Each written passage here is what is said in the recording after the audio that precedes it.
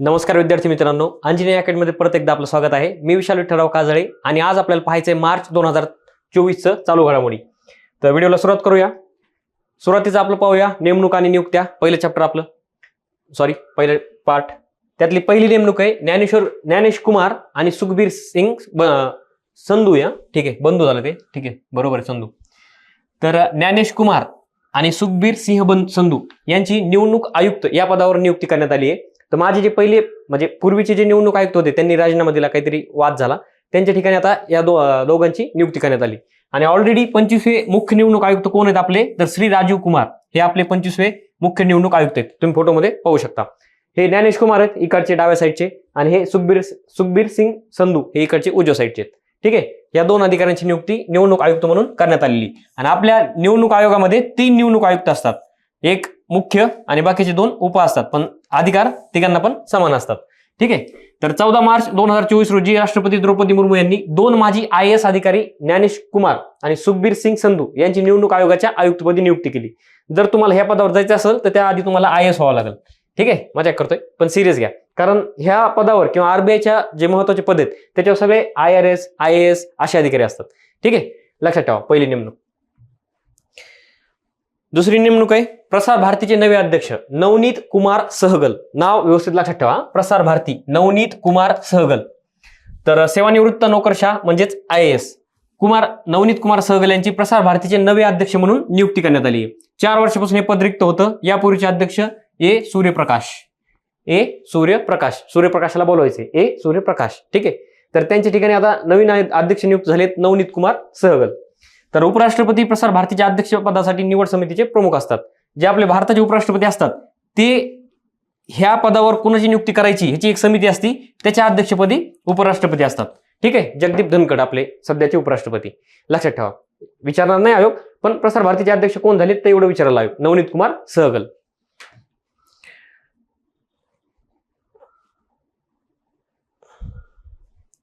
पुढची नियुक्ती आहे अनुसूचित जाती आयोगाच्या प्रमुखपदी किशोर मकवाना. ओके, तुम्ही हे नाव लक्षात ठेवलं, किशोर मकवाना. ओके, आता इकडे या. हे जाती बरं, जमाती नाहीये, शुद्ध अनुसूचित जाती. व्यवस्थित लक्षात ठेवा. आयोग तुम्हाला फसवण्यासाठी फक्त इथं ज लिहिल, हे अनुसूचित जमाती. ठीक आहे, जमाती. ठीक आहे, असं देईल. फक्त लक्षात ठेवा जाती. किशोर मकवाना. तर किशोर मकवाना यांची अनुसूचित जाती आयोगाच्या नवीन प्रमुखपदी नियुक्ती करण्यात आली. यापूर्वीचे अध्यक्ष विजय संपाला. मागच्या वर्षी जवळपास ह्यांना 2 टर्म भेटले होते विजय संपाला यांना. आता त्यांचं म्हणजे कार्यकाल संपलाय. त्यांच्या ठिकाणी आता किशोर मकवाना यांची नियुक्ती करण्यात आली.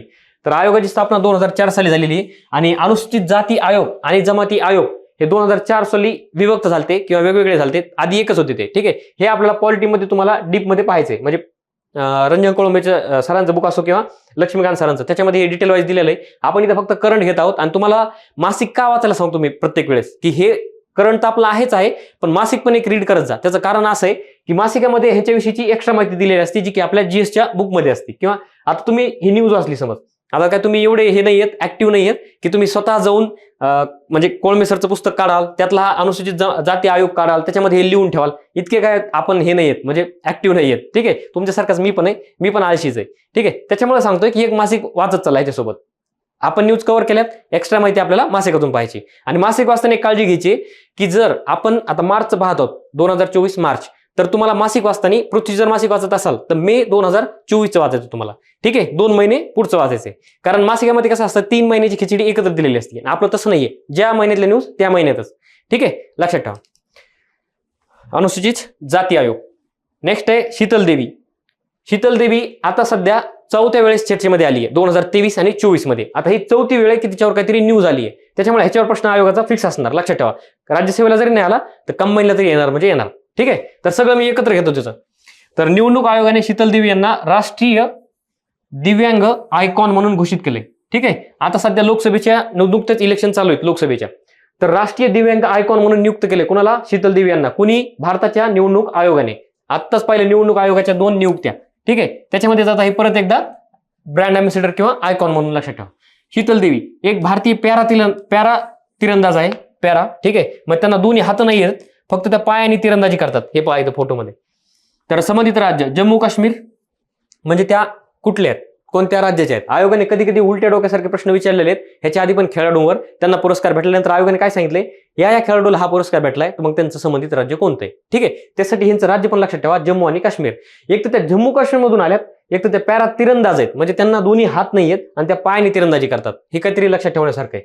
ठीक आहे, फोकोमेलिया या आजाराने त्या ग्रस्त आहेत. त्या आजाराचं नाव आहे. अचिव्हमेंट्स 2022 आशियाई पॅरा गेम्स चीन 2 सुवर्ण आणि 1 रौप्य पदक जिंकलेले त्यांनी, म्हणजे 3 पदकं जिंकलेत त्यांनी. ठीक आहे, आशियाई पॅरा गेम्स मध्ये, जे की चीन मध्ये झाल्या 2022 मध्ये. ठीक आहे, तर अचिव्हमेंट्स म्हणजे त्यांनी कुठं कुठं म्हणजे पुरस्कार भेटले त्यांना ते. आता 2022-23 मध्ये जवळपास त्या दोनदा चर्चेत आल्या. ह्या आशियाई पॅरा गेम्स मध्ये एकदा आलेले आहेत. नंतर परत एकदा कधी चर्चेत आल्या, 2023 मध्ये त्यांना अर्जुन पुरस्कार भेटलाय. जानेवारी 2024 मध्ये आपण हे पुरस्कार व्यवस्थित डीप मध्ये पाहिलेत, त्याच्यामध्ये तुम्हाला फोटो सहित दाखवले होत्या. ठीक आहे, अर्जुन पुरस्कार 2023 ही एक न्यूज, ही दुसरी न्यूज. आता तिसरं, 2023चा सर्वोत्कृष्ट युवा खेळाडू आशियाई पॅरालिम्पिक समितीद्वारे हा पुरस्कार त्यांना प्राप्त झाला. ही तिसरी न्यूज. चर्चेमध्ये त्या 4 वेळेस आल्यात. ही 1, ही 2, ही 3 आणि आता हे 4थी वेळ. ठीक आहे, 4ही गोष्टी तुम्हाला लक्षात ठेवायच्यात. आयोग तुम्हाला 4 पैकी एकावर कुठेतरी प्रश्न विचारणार. ठीक आहे, लक्षात ठेवा, शीतल देवी. आणि अजून एक, आता नुकत्याच लोकसभेच्या निवडणुका पार पडत आहेत, त्याच्यामुळे हे नॅशनल आयकॉन जे असतात, राष्ट्रीय आयकॉन, ठीक आहे, नॅशनल आयकॉन, ते आता एकदा व्यवस्थित पाहून घेऊ. निवडणूक आयोगाचे सगळे पाहू, राज्याचे देशाचे सगळे एक एक पाहून घेऊ. आणि हे आपल्या कुठं टाकलं होतं, तर हे आपल्या टेलिग्रामवरचा डाटा आहे. तुम्हाला जर टेलिग्राम माहित नसेल आपलं चॅनल, तर ह्या नोट्समध्येच आपलं खाली दिलेलं आहे, म्हणजे ह्या नोट्सच्या शेवटी त्याची लिंक दिलेली टेलिग्रामची, त्याच्यामध्ये जाऊन तुम्ही क्लिक करा. तिथे दररोजचे न्यूज असतात, दररोजचे क्वेश्चन असतात 10-12. ठीक आहे, त्याच्यामधलाच हा डाटा आहे की election commission of India national icon for voter awareness 2024. लोकसभेचे नुकतेच इलेक्शन पार पडले, तुम्हाला व्यवस्थित लक्षात ठेवायचे. पहिले राजकुमार राव आणि सचिन तेंडुलकर, हे दोघं जण हे नॅशनल आयकॉन आहेत. व्यवस्थित लक्षात ठेवा बरं, नाव पण लक्षात ठेवा, नॅशनल आयकॉन. आणि ह्याच्या आधी पंकज त्रिपाठी हे नॅशनल आयकॉन होते पूर्वी, पण त्यांनी 2022 पासून होते ते नॅशनल आयकॉन, पण त्यांनी आता सध्या राजीनामा दिलाय. राजीनामा का दिलाय, तर त्यांनी एक अशा वेब सिरीज मध्ये काम केलंय की जी ह्याच्या दृष्टीने योग्य नाहीये किंवा आदर्श पदावर राहण्यासाठी योग्य नाही, म्हणून त्यांनी स्वतःहूनच त्याचा राजीनामा दिलाय. म्हणजे पंकज त्रिपाठी सर लय भारी, ठीक आहे, त्यांनी राजीनामा दिला. त्यांच्या ठिकाणी आता 2 जणांची नियुक्ती झाली, राजकुमार राव आणि सचिन तेंडुलकर. हे तुम्ही 2 जण पाहू शकता इथं. आता आत्ताची जी न्यूज आपण कव्हर केली ती न्यूज, शीतल देवी ह्या नॅशनल दिव्यांग आयकॉन आहेत. ओके, हे 2 लक्षात ठेवा, राजकुमार राव, सचिन तेंडुलकर. नंतर नॅशनल दिव्यांग आयकॉन शीतल देवी, आणि नंतर आहे Ayushmann Khurrana, national youth icon. Okay, youth icon. जर आयोगाने फसवायचा प्रयत्न केला, फक्त आयोग तुम्हाला इथं शब्दामध्ये फसवल. इथं युथ आयकॉन आहे, इथं नॅशनल आयकॉन आहे, आणि इथं काय आहे, दिव्यांग आयकॉन. ओके, फक्त शब्दावर लक्ष ठेवा. हे तर तुम्हाला सगळं पाठ आहे ऑलरेडी. आयोगाला माहिती आहे की तुम्ही सगळं पाठ करून आलात. फक्त आयोगाला हे माहिती आहे की तुम्ही हे नाही पाठ केलं. हे युथ आयकॉन आहेत का, दिव्यांग आहेत का, नॅशनल आयकॉन आहेत. ठीक आहे, त्याच्यामुळे आयोग अवघड नाहीये, फक्त आपण त्याच्यापर्यंत पोहोचत नाही किंवा आपण आयोगाला समजून घेत नाही. आता जसं हे नॅशनल आयकॉन आहेत, तसे काही राज्यांनी स्वतःचे पण ब्रँड अँबॅसेडर किंवा आयकॉन निवडलेले आहेत. तर election commission of India latest regional icon for voter awareness. आता हे राज्याचे जरी असले तरी पण ती नियुक्ती केली आहे भारताच्या निवडणूक आयोगाने. ठीक आहे, तर त्यातलं पहिले आहेत मोहम्मद शमी, उत्तर प्रदेश राज्य आयकॉन. हे कोणाचे आहेत, यूपीचे. आणि ह्यांच्याच नावावर त्यांच्या गावाच्या ठिकाणी एक मला वाटतं स्पोर्ट अकॅडमी किंवा एक काय म्हणतात त्याला, खेळाचं मैदान उभारलंय आणि त्याचं नाव मोहम्मद शमी यांना देण्यात आलं त्या ग्राउंडला. ठीक आहे, तर ती वेगळी न्यूज आहे, पण ही लक्षात ठेवा, मोहम्मद शमी उत्तर प्रदेश याचे राज्य आयकॉन आहेत ते. नंतर सुरेश रैना, जम्मू काश्मीर केंद्रशासित प्रदेशाचे आयकॉन आहेत. कोण, जम्मू काश्मीरचे सुरेश रैना. आणि विशेष म्हणजे ही शीतल देवी आहे ना, ही जम्मू काश्मीरची आहे, पण ती नॅशनल आयकॉन आहे, दिव्यांग. ओके, सुरेश रैना जम्मू काश्मीरचे केंद्रशासित प्रदेशाचे आयकॉन आहेत. नंतर शुभमन गिल हा पंजाब राज्याचा आयकॉन आहे. ही न्यूज आपण ऑलरेडी कव्हर केलेली मागच्या महिन्यामध्ये. नंतर पंकज त्रिपाठी हे बिहार राज्य आयकॉन आहेत. त्यांनी जरी राष्ट्रीय नॅशनल आयकॉनचा राजीनामा दिला असला तरी पण ते सध्या बिहारच्या राज्य आयकॉन म्हणून पदावर कार्यरत आहेत. ठीक आहे, पंकज त्रिपाठी लक्षात ठेवा. एवढा डाटा बस झाला. ठीक आहे, सुमन बीएसएफ ची पहिली महिला स्नायपर. आतापर्यंत आपल्या इकडं जर तुम्ही हॉलिवूडचे पिक्चर पाहत असाल तर त्याच्यामध्ये महिला पण स्नायपर असतात. ठीक आहे, ते हॉलिवूडवाले. आपलं कसं आहे भारतामध्ये की आतापर्यंत महिलाला लष्करामध्ये परमिशन नव्हती. आता नुकतीच परमिशन म्हणजे परवानगी भेटत आहे त्यांना लष्करात काम करण्याची. आणि स्नायपर म्हणून एक महिला नियुक्त करण्यात आल्या, त्यांचं नाव आहे सुनीता. ठीक आहे, पहिली महिला स्नायपर. आयोगाचे आवडते 2 शब्द, पहिली आणि महिला. ठीक आहे, त्याच्यामुळे ह्याचा एक वेगळा सेशन केला तरी पण आयोग त्याच्यावर 2-3 तरी प्रश्न असतात दरवर्षी. पहिली महिला, पहिला किंवा पहिली घटना. ठीक आहे, सुमन. तर सुमन कुमारी यांची सीमा सुरक्षा दल हे बीएसएफ पहिली महिला स्नायपर म्हणून नियुक्ती करण्यात आली. म्हणजे ते आपल्या सीमेची सुरक्षा करणार स्नायपरनी. ठीक आहे, सुमन कुमारी, नाव लक्षात ठेवाने. सुमन सध्या बीएसएफच्या पंजाब युनिटमध्ये सब इन्स्पेक्टर म्हणजे एसआय, पीएसआयच्या वरचं पद जे असतं ना ते सब इन्स्पेक्टर एसआय म्हणजे आपलं पीएसआय. ठीक आहे, जसं पोलीस सब इन्स्पेक्टर तसंच ह्या आर्मी मधल्या सब इन्स्पेक्टर आहेत. ठीक आहे, सॉरी माझ्याकडून ते पीआय झालं, हे एसआय आहे. ठीक आहे. नंतर central school of weapon technique Indore येथे त्यांनी प्रशिक्षण घेतलंय आणि स्नायपर प्रशिक्षण घेतलेल्या 56 पुरुषांच्या बॅचमध्ये सुमन या एकमेव महिला होत्या. ठीक आहे, लक्षात ठेवण्यासारखं नाहीये काही, फक्त नाव लक्षात ठेवा. त्यांचं कोणतं दल हे लक्षात ठेवा, सीमा सुरक्षा दल बीएसएफ. ओके, आणि ह्या बीएसएफच्या पहिल्या महिला स्नायपर आहेत. पुढची नियुक्ती आहे सुधा मूर्ती, यांचं नाव चर्चेत आहे. यांच्या नावावर सगळ्यात मोठी कंपनी इन्फोसिस, यांच्या पतीच्या नावावर. यांचा जावई ब्रिटनचा पंतप्रधान आहे. ठीक आहे, अजून यांच्यासारखं सांगण्यासारखं बरंच काही आहे, पण फक्त इथं एवढं लक्षात ठेवा की सुधा मूर्ती यांची 8 मार्च 2024 रोजी राष्ट्रपती नामनिर्देशित सदस्य म्हणून राज्यसभेवर निवड झाली आहे. ओके, राष्ट्रपती नामनिर्देशित सदस्य म्हणून राज्यसभेवर नियुक्ती झाली आहे. आता त्या किती नियुक्त करतात, काय करतात, हे आपला बेसिक क्वालिटीचा भाग आहे. त्याच्यातली ही न्यूज आहे फक्त की सुधा मूर्ती यांची राज्यसभेवर राष्ट्रपती नामनिर्देशित सदस्य म्हणून नियुक्ती करण्यात आली. आणि त्या इन्फोसिसच्या फाउंडेशनच्या माजी अध्यक्ष आहेत आणि 2006 ला त्यांना पद्मश्री भेटला होता आणि 2023 ला त्यांना पद्मभूषण भेटलेला आहे. ठीक आहे, आता 2023चा पद्मभूषण अजून आयोगाने विचारलेला नाही, त्याच्यामुळे ही न्यूज पण सध्या चर्चेत आहे. 2006 बी लक्षात ठेवा आणि 2023 पण लक्षात ठेवा. पद्मश्री आणि पद्मभूषण हे 4 आणि हा 3 नंबरचा आहे. ठीक आहे, खालचे 4 पुरस्कार असतात जे महत्वाचे, त्यापैकी 2 यांना मिळाले. अनुराग अग्रवाल यांची नियुक्ती करण्यात आली आहे. संसदेच्या सुरक्षा प्रमुखपदी नेमणूक करण्यात आली. 2 महिन्यापूर्वी आपण पाहिलं होतं संसदेमध्ये घुसखोरी झाली, नंतर बरेच काही इश्यू झाले, वाद झाले, संसदेची सुरक्षा ऐरणीवर आली वगैरे वगैरे. तर मग आता त्याच्यासाठी नवीन नियुक्ती करण्यात आली आहे. तर संसदेच्या सुरक्षा प्रमुखपदी याची नेमणूक करण्यात आली. पहिलं दिल्ली पोलिसांकडे होती संसदेची सुरक्षा, पण आता ती काढून घेण्यात आली आणि त्याच्यासाठी असा स्पेशल फोर्स डेव्हलप करण्यात आली. तर आसाम मेघालय केडरचे 1998 बॅचचे भारतीय पोलीस सेवेचे आयपीएस अधिकारी ते सध्या केंद्रीय राखीव पोलीस दलामध्ये ते सीआरपीएफ मध्ये महानिरीक्षक या पदावर कार्यरत आहेत. आता त्यांची संसदेच्या सुरक्षा प्रमुखपदी नेमणूक करण्यात आली. नाव काय? अनुराग अग्रवाल. ओके, अनुराग अग्रवाल लक्षात ठेवा. सचिन जैन, तर वर्ल्ड गोल्ड काउन्सिलचे भारतासाठी नवीन मुख्य कार्यकारी अधिकारी, एक आंतरराष्ट्रीय संघटना आहे वर्ल्ड गोल्ड काउन्सिल. ओके, ती जरी जागतिक असली तरी तिचं प्रत्येक देशामध्ये तिच्या शाखा आहेत. त्या शाखेचे अध्यक्ष कोणापुरते? फक्त भारतापुरते मर्यादित. कोण असतील? भारतासाठी नवीन मुख्य कार्यकारी अधिकारी सीईओ, भारताचे सीईओ कोण? सचिन जैन हे कार्य करतील. आता मार्च 2024 मध्ये सोमसुंदर PR यांची जागा घेतली त्यांनी. हे ऑलरेडी त्या पदावर कार्यरत होते. आयोगाने प्रश्न विचारलेला नाहीये, हा सरळ सेवेचा प्रश्न आहे. जागतिक सुवर्ण परिषद म्हणजे वर्ल्ड गोल्ड काउन्सिलचं मराठीत जर ट्रान्सलेट केलं तर जागतिक सुवर्ण परिषद ही जगातील आघाडीच्या सोन्यांच्या खाण कंपनीच्या संघटना म्हणून काम करते. ज्या सोन्याच्या खाण उत्पादक कंपन्या आहेत त्यांची एक संघटना आहे आणि तिचा आता भारताचा अध्यक्ष कोण बनले? तर सचिन जैन बनलेत. ठीक आहे, लक्षात ठेवा. पुढची नेमणूक आहे पवन कुमार दाऊलुरी. व्यवस्थित आडनाव लक्षात ठेवणे. पवन कुमार दाऊलुरी. तर भारतीय मूळ असलेले पवन दाऊलुरी यांची मायक्रोसॉफ्ट विंडोज आणि सरफेसचे नवीन प्रमुख म्हणून मार्च 2024 मध्ये नियुक्ती करण्यात आली. लक्षात ठेवा, मायक्रोसॉफ्ट विंडोज आणि सरफेस म्हणजे त्या मायक्रोसॉफ्ट कंपनीचे अध्यक्ष नाही, पण तिचे एक त्याच्या अंतर्गत जी एक शाखा आहे मायक्रोसॉफ्ट विंडोज आणि सरफेस ही शाखा आहे त्यांच्या अंतर्गत. ठीक आहे, तिचे ते अध्यक्ष आहेत.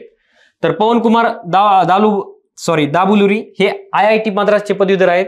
त्यांनी मॅरीलँड विद्यापीठातून पदव्युत्तर शिक्षण पूर्ण केलेलं आहे. ठीक आहे, तुम्हाला फक्त एवढंच लक्षात ठेवायचंय, मायक्रोसॉफ्ट विंडोज आणि सरफेसचे नवीन अध्यक्ष म्हणून कोणाची नियुक्ती झाली? पवन कुमार दाऊलुरी यांची. म्हणजे पूर्ण मायक्रोसॉफ्ट कंपनीचे अध्यक्ष नाही बरं, फक्त त्या अंतर्गत एक शाखा आहे तिचे. ठीक आहे, पुढची नियुक्ती आहे व्लादिमीर पुतीन हे सलग 5व्यांदा रशियाचे राष्ट्राध्यक्ष. ठीक आहे, ही आंतरराष्ट्रीय स्तरावरची निवडणूक आहे किंवा नियुक्ती आहे. ओके, आपले पुतीन भाऊ परत एकदा मोठ्या बहुमत म्हणजे डायरेक्ट 88%, उरलेले 12% असतील ते कुठतरी. ठीक आहे, ते 12% विरोधकाच्या मध्ये. ठीक आहे, 88% मतांनी परत एकदा निवडून इतिहास घडवलाय. तर व्लादिमीर पुतीन यांनी निकोले खारितोनोव्ह यांचा पराभव करून रशियन राष्ट्राध्यक्ष पदाची निवडणूक जिंकली. हे कोण झालेत? पंतप्रधान नाही, राष्ट्राध्यक्ष आहेत रशियाचे, राष्ट्राध्यक्ष. ओके, जसं आपल्याकडं पंतप्रधान आणि राष्ट्रपती असतात तिकडे तसे पंतप्रधान आणि राष्ट्राध्यक्ष असतात. ठीक आहे, तर 15 ते 17 मार्च रोजी झालेल्या मतदानात पुतीन यांना 88% मिळाले. किती? 88% मते. पुतीन यांचा अध्यक्षपदाचा कार्यकाल, आता त्यांची पहिली टर्म होती 2002 ते 2004, नंतर दुसरी टर्म 4 ते 8, तिसरी टर्म आहे 12 ते 18 आणि चौथी टर्म आहे 18 ते 24. आता तुम्हाला एक सांगतो, 18 ते 8 ते 12 म्हणजे हे मधला काळ कोण होते तर ते रशियाचे पंतप्रधान होते. ठीक आहे. त्याच्यात मग त्यांनी घटना दुरुस्ती केली आणि नंतर मग ह्यांना आजीवन म्हणजे तिथं आधी अशी घटनेमध्ये तोच होती की एक अध्यक्ष काही कार्यकाळापर्यंतच पंतप्रधान राहू शकतो. नंतर मग त्यांनी पंतप्रधानपदी आले, कार्यकाल संपला, परत मग ते राष्ट्राध्यक्ष झाले. ठीक आहे. असू द्या. किती वय? हे 5 वय. मोहम्मद मुस्तफा पॅलेस्टाईनचे नवे पंतप्रधान.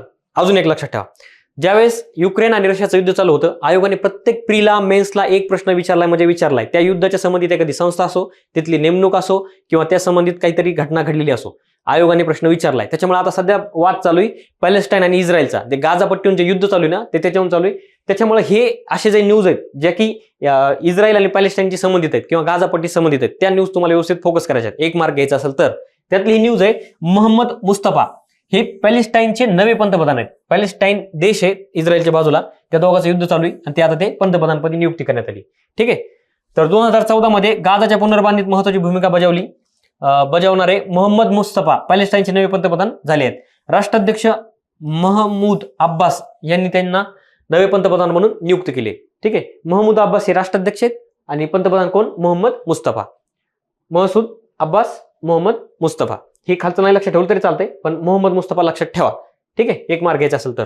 आता दोन्हीपैकी कोण आहेत? तर हे आहेत. शहबाज शरीफ आपल्या शेजारी देशाचे, जो की पहिला भारताचा भाग होता, तिथले ते आता पंतप्रधानपदी नियुक्त झाली आहे. शहबाज शरीफ. आयोगाचा विचारण्याचे चान्सेस कमी आहेत, कारण आयोग नाही विचारत.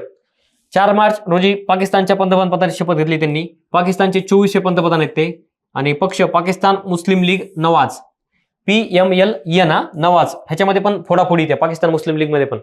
नंतर सलग दुसऱ्यांदा पाकिस्तानचे पंतप्रधान झालेत ते. ठीक आहे. शहबाज शरीफ लक्षात ठेवा नाव.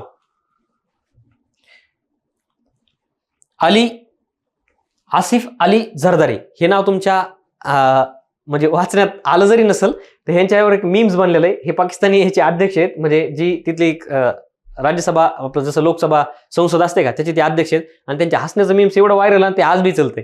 ठीक आहे. हे चेहऱ्यावर नका जाऊ, त्यांच्या हसण्यावर जा. तर 9 मार्च 2024 रोजी पाकिस्तानच्या अध्यक्षपदी निवड करण्यात आली. म्हणजे मागं बाईला पंतप्रधान, आता हे पाकिस्तानचे अध्यक्ष आहेत. जसं आपल्याकडे राष्ट्रपती असतात ना, तसे अध्यक्ष आहेत. पाकिस्तानचे 14वे अध्यक्ष ठरले ते. पाकिस्तान पीपल पार्टीचे सह अध्यक्ष आहेत ते.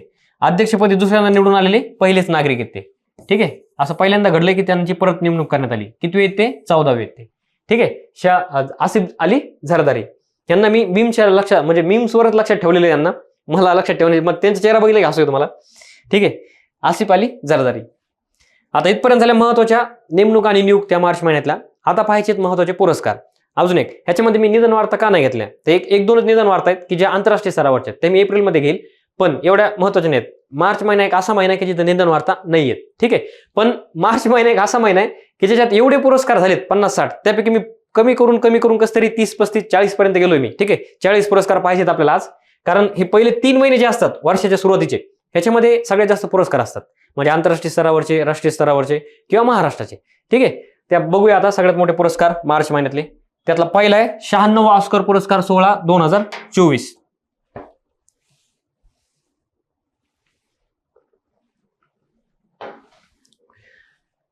सगळ्यात महत्वाचं आहे, याच्यावर वर्षभर प्रश्न चालू असतात ऑस्कर पुरस्कारावर, त्यामुळे आता एकदाच पाहून घेऊ, वर्षभर ताण नाही. तर 11 मार्च 2024 रोजी अमेरिकेतील लॉस एंजेलिस येथील डॉल्बी थिएटरमध्ये दरवर्षी तिथंच सोहळा आयोजित करण्यात येतो. एकदाच पाठ करून ठेवा, परत आयुष्यभर विसरू नका. 96वा, ह्या वर्षी किती होता? 96वा ऑस्कर पुरस्कार सोहळा 2024 पार पडलाय. याचे सूत्रसंचालन चौथ्यांदा जिमी किमेल. ठीक आहे. जिमी मला वाटतं की मिथुन चक्रवर्तीचं पहिलं गाणं होतं गाजलेलं, जिमी. ठीक आहे. जिमी किमेल हे यांनी सूत्रसंचालन केलंय. तर ओपन हायमर या चित्रपटाला सर्वाधिक 7 ऑस्कर पुरस्कार मिळालेत. ओपन हायमर. ओके. किती? 7 भेटलेत. सर्वोत्कृष्ट आंतरराष्ट्रीय चित्रपट श्रेणीसाठी भारताने पाठवलेल्या 2018 एव्हरीवन इज अ हिरो या मल्याळम चित्रपट अंतिम मानांकनात प्रवेश मिळू शकला नाही. ठीक आहे. फक्त एवढं लक्षात ठेवा, ह्याच्यावर आपण स्पेशल न्यूज ऑलरेडी कव्हर केलेली मागं, मला वाटतं डिसेंबर नोव्हेंबर महिन्यामध्ये, की हा ज्यावेळेस ऑस्करच्या वेळेस पाठवला होता ना 2018, एव्हरीवन इज अ हिरो, हे केरळमध्ये ज्यावेळेस पूर आलता तिथल्या सगळ्या लोकांनी एकमेकाला आधार देत कसं म्हणजे सपोर्ट केला त्याविषयी हा मूवी आहे 2018 एव्हरीवन इज हिरो. ठीक आहे, पण हा अंतिम फेरीसाठी पात्र ठरलेला नाहीये ऑस्कर. आता इथपर्यंत झाली बेसिक माहिती, हे पुढे येणारच आहे माहिती, पण ही बेसिक आहे. नंतर ऑस्कर सुरुवात झाली 1929ला. पुरस्काराचे दुसरे नाव आहे अकॅडमी पुरस्कार. नंतर पुरस्कार देणारी संस्था आहे picture arts and sciences academy of motion. लक्षात ठेवणे, आयोगाचं डोकं कुठं फिरणं सांगता येत नाही, कारण त्याचं असं आहे की ज्ञानपीठ पुरस्काराविषयी आयोगाचं सगळं विचारून झालं. मग आयोगाने 2021-22 मध्ये काय विचारलं, ज्ञानपीठ पुरस्कार हा कोणती संस्था देते. ठीक आहे, त्यासाठी म्हणजे संस्था महत्वाची असते, त्यामुळे पुरस्काराची संस्था पण तुम्ही लक्षात ठेवा. आता विचारण्यासारखं आयोगाचं फक्त एवढंच आहे, संस्था, भारताचा चित्रपट कोणता आहे, सगळ्यात जास्त कोणाला भेटले, आणि नंतर अजून त्याच्यामध्ये म्हणजे अभिनेत्री कोण आहे. ठीक आहे, हे आयोग विचारत असतं. काय विचारायला आपल्याला माहित नाही, सगळं पाठ करणं आपलं काम आहे. आता सगळे चित्रपट आपण असं म्हणजे फोटोसहित बघणार आहोत, असं नाही फक्त नाव वाचायचे आपल्याला काळे पांढरे, आपण फोटोसहित पाहणार आहोत. Oscar 2024 list of winners. तर ओपनहायमर चित्रपटाने जिंकलेत 7 ऑस्कर पुरस्कार. कोणते कोणते आहेत, सर्वोत्कृष्ट सिनेमा, सर्वोत्कृष्ट फिल्म एडिटिंग, सर्वोत्कृष्ट दिग्दर्शन, सर्वोत्कृष्ट अभिनेता, सर्वोत्कृष्ट ओरिजिनल स्कोअर, सर्वोत्कृष्ट सिनेमोग्राफी, सर्वोत्कृष्ट सहाय्यक अभिनेता. किती? 7 लक्षात ठेवा. रिझन फॉर थाला. ठीक आहे, जे MS धोनीचे फॅन आहेत त्यांनी तरी लक्षात ठेवा की ह्यांना ऑस्कर 7च भेटलेत. ठीक आहे, आता एक एक पाहूया. सर्वोत्कृष्ट चित्रपटाचा पुरस्कार भेटलाय ओपनहायमरला. नंतर सर्वोत्कृष्ट सिनेमॅटोग्राफी हा पण ओपनहायमरलाच भेटलाय. सर्वोत्कृष्ट ओरिजिनल स्कोअर पुरस्कार हा ओपनहायमरला आहे. जे 7 पुरस्कार आहेत त्यातले महत्वाचे 3 पुरस्कार लक्षात ठेवा. बाकीचे पाहूया आता. तर सर्वोत्कृष्ट अभिनेता सिलियन मर्फी हा ओपनहायमरचा आहे. ठीक आहे, किलियन मर्फी, ते सिलियन झालं इथं. नंतर सर्वोत्कृष्ट अभिनेत्री एमा स्टोन, प्युअर थिंग्स मधली एमा स्टोन आहे ना, ही आहे. तुम्ही जर एमा स्टोनचे चित्रपट कोणते आहेत, ते एक जादूचा पिक्चर आहे तो, काय माझं नाव लक्षात येत नाही आता. ठीक आहे, एमा स्टोन लक्षात ठेवा. नंतर सर्वोत्कृष्ट सहाय्यक अभिनेता रॉबर्ट डाउनी, आपला आयरन मॅन, हा सर्वोत्कृष्ट सहाय्यक अभिनेता आहे. हा सर्वोत्कृष्ट अभिनेता आहे, हे सहाय्यक अभिनेते आहेत. सर्वोत्कृष्ट सहाय्यक अभिनेत्री आहे डवाइन जॉन रॅडॉल्फ, हे पहा रॅडॉल्फ. ओके, हे 2. नंतर सर्वोत्कृष्ट अॅनिमेटेड शॉर्ट फिल्म, अॅनिमेटेड आहे कोणती, वॉर इज ओव्हर. ओके, लक्षात ठेवा. ह्याच्यावर अॅनिमेटेडवर पण एकदा प्रश्न आयोगाने विचारलेला आहे. नंतर सर्वोत्कृष्ट आंतरराष्ट्रीय चित्रपट the zone of interest. Okay, लक्षात राहील तुमच्या. नंतर सर्वोत्कृष्ट documentary short film the last repair shop, he documentary सगळ्यात जास्त म्हणजे सर्वोत्कृष्ट डॉक्युमेंटरी शॉर्ट फिल्म. नंतर सर्वोत्कृष्ट फीचर फिल्म 20 डेज इन मारिओपोल म्हणजे सध्या इस्रायल आणि युक्रेन आणि रशियाचं युद्ध चालू आहे ना, त्याच्यावरची एक फिल्म आहे सर्वोत्कृष्ट फीचर फिल्म 20 डेज इन मारिओपोल. ठीक आहे, तर लक्षात ठेवा सध्या युद्ध चालू आहे त्यांचं, अजून संपलेलं नाहीये, त्यामुळे हे तुम्हाला पाठ करायचं आहे 20 डेज इन मारिओपोल. कारण आयोगाचा एक ठरलेला कॅटेगरी म्हणजे एक विचारण्याची प्रश्न, आयोगाची मेंटॅलिटी काय असते की एखादं युद्ध चालू आहे त्याच्याविषयी तुम्हाला बारीक सारीक पण गोष्टी माहित पाहिजेत, त्याच्यामुळे आयोग अशा प्रश्न इथं विचारू शकतो ते. ठीक आहे, हे झाले महत्वाचे पुरस्कार, तुम्हाला एवढे लक्षात ठेवणंच आहे, 1 लाईन मध्ये पाठ करणे. आणि लक्षात कसे ठेवायचे, त्यांचे चित्रपट आपण ऑलरेडी पाहिलेले असतात. मी हॉलिवूडचा फॅन आहे, मी बॉलिवूडचे चित्रपट अजिबात पाहत नाही आणि मला इंटरेस्ट बी नाही. बघितले तर साऊथचे पाहतो, नाही ते हॉलिवूडवाले, नाही तर कार्टून. ठीक आहे, 3 मास टिकते, बाकी मी बॉलिवूडचं बघत पण नाही त्यांच्याकडे. तर ह्यांचे मला ऑलरेडी सगळं माहिती आहे मागची हिस्ट्री, त्याच्यामुळे हे पाठ व्हायला मला जास्त वेळ लागत नाही. फक्त एवढं बघावं लागतं, एकदा त्याचा चेहरा बघितला ना कळून जातं ह्याला कोणता पुरस्कार भेटलेला आहे, कधी भेटलेला आहे, कसं भेटलेला आहे. ठीक आहे, त्याच्यामुळे हॉलिवूड चित्रपट पाहत जा, एकदम भारी आहेत.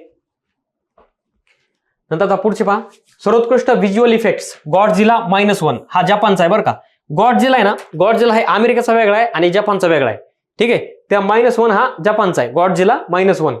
ठीक आहे, नंतर सर्वोत्कृष्ट दिग्दर्शक क्रिस्टोफर नोलन, ओपनहायमरचे दिग्दर्शक आहेत, त्यांना सर्वोत्कृष्ट दिग्दर्शकाचा पुरस्कार भेटलाय ऑस्कर. सर्वोत्कृष्ट sound the zone of interest. नंतर फिल्म एडिटिंग ओपनहायमर. सर्वोत्कृष्ट ओरिजिनल गाणं what was I made for, हे बार्बी चित्रपटातलं गाणे, त्याला सर्वोत्कृष्ट गाण्याचा अवॉर्ड भेटलाय ऑस्कर. सर्वोत्कृष्ट original screenplay anatomy of a fall. Okay, नंतर सर्वोत्कृष्ट केशभूषा आणि मेकअप प्युअर थिंग्स. सर्वोत्कृष्ट costume design Holly Waddington poor things. ठीक आहे, हे 2 प्युअर थिंग्स वाले. आणि ह्याच्या मागचे जवळपास दोन्ही बी सर्वोत्कृष्ट कॉस्ट्युम डिझाईन म्हणजे ड्रेस आर्टिस्टला जो पुरस्कार देण्यात येतो ते आपल्या ह्याला भेटले होते, ब्लॅक पॅन्थर 1 आणि ब्लॅक पॅन्थर म्हणजे 2 मध्ये वकांडा फॉर एव्हर ह्या दोन्हीला भेटले होते. ठीक आहे, आता पहिल्या वेळेस हा प्युअर थिंग्सला भेटलाय. मागचे 2 लक्षात ठेवा, ते ऑलरेडी मला पाठ आहेत ते, कारण ते मी ऑलरेडी ते शिकवलेले आहेत. ठीक आहे, ते पार्ट 2चं आपण घेतलेलं आहे मागच्या वर्षी.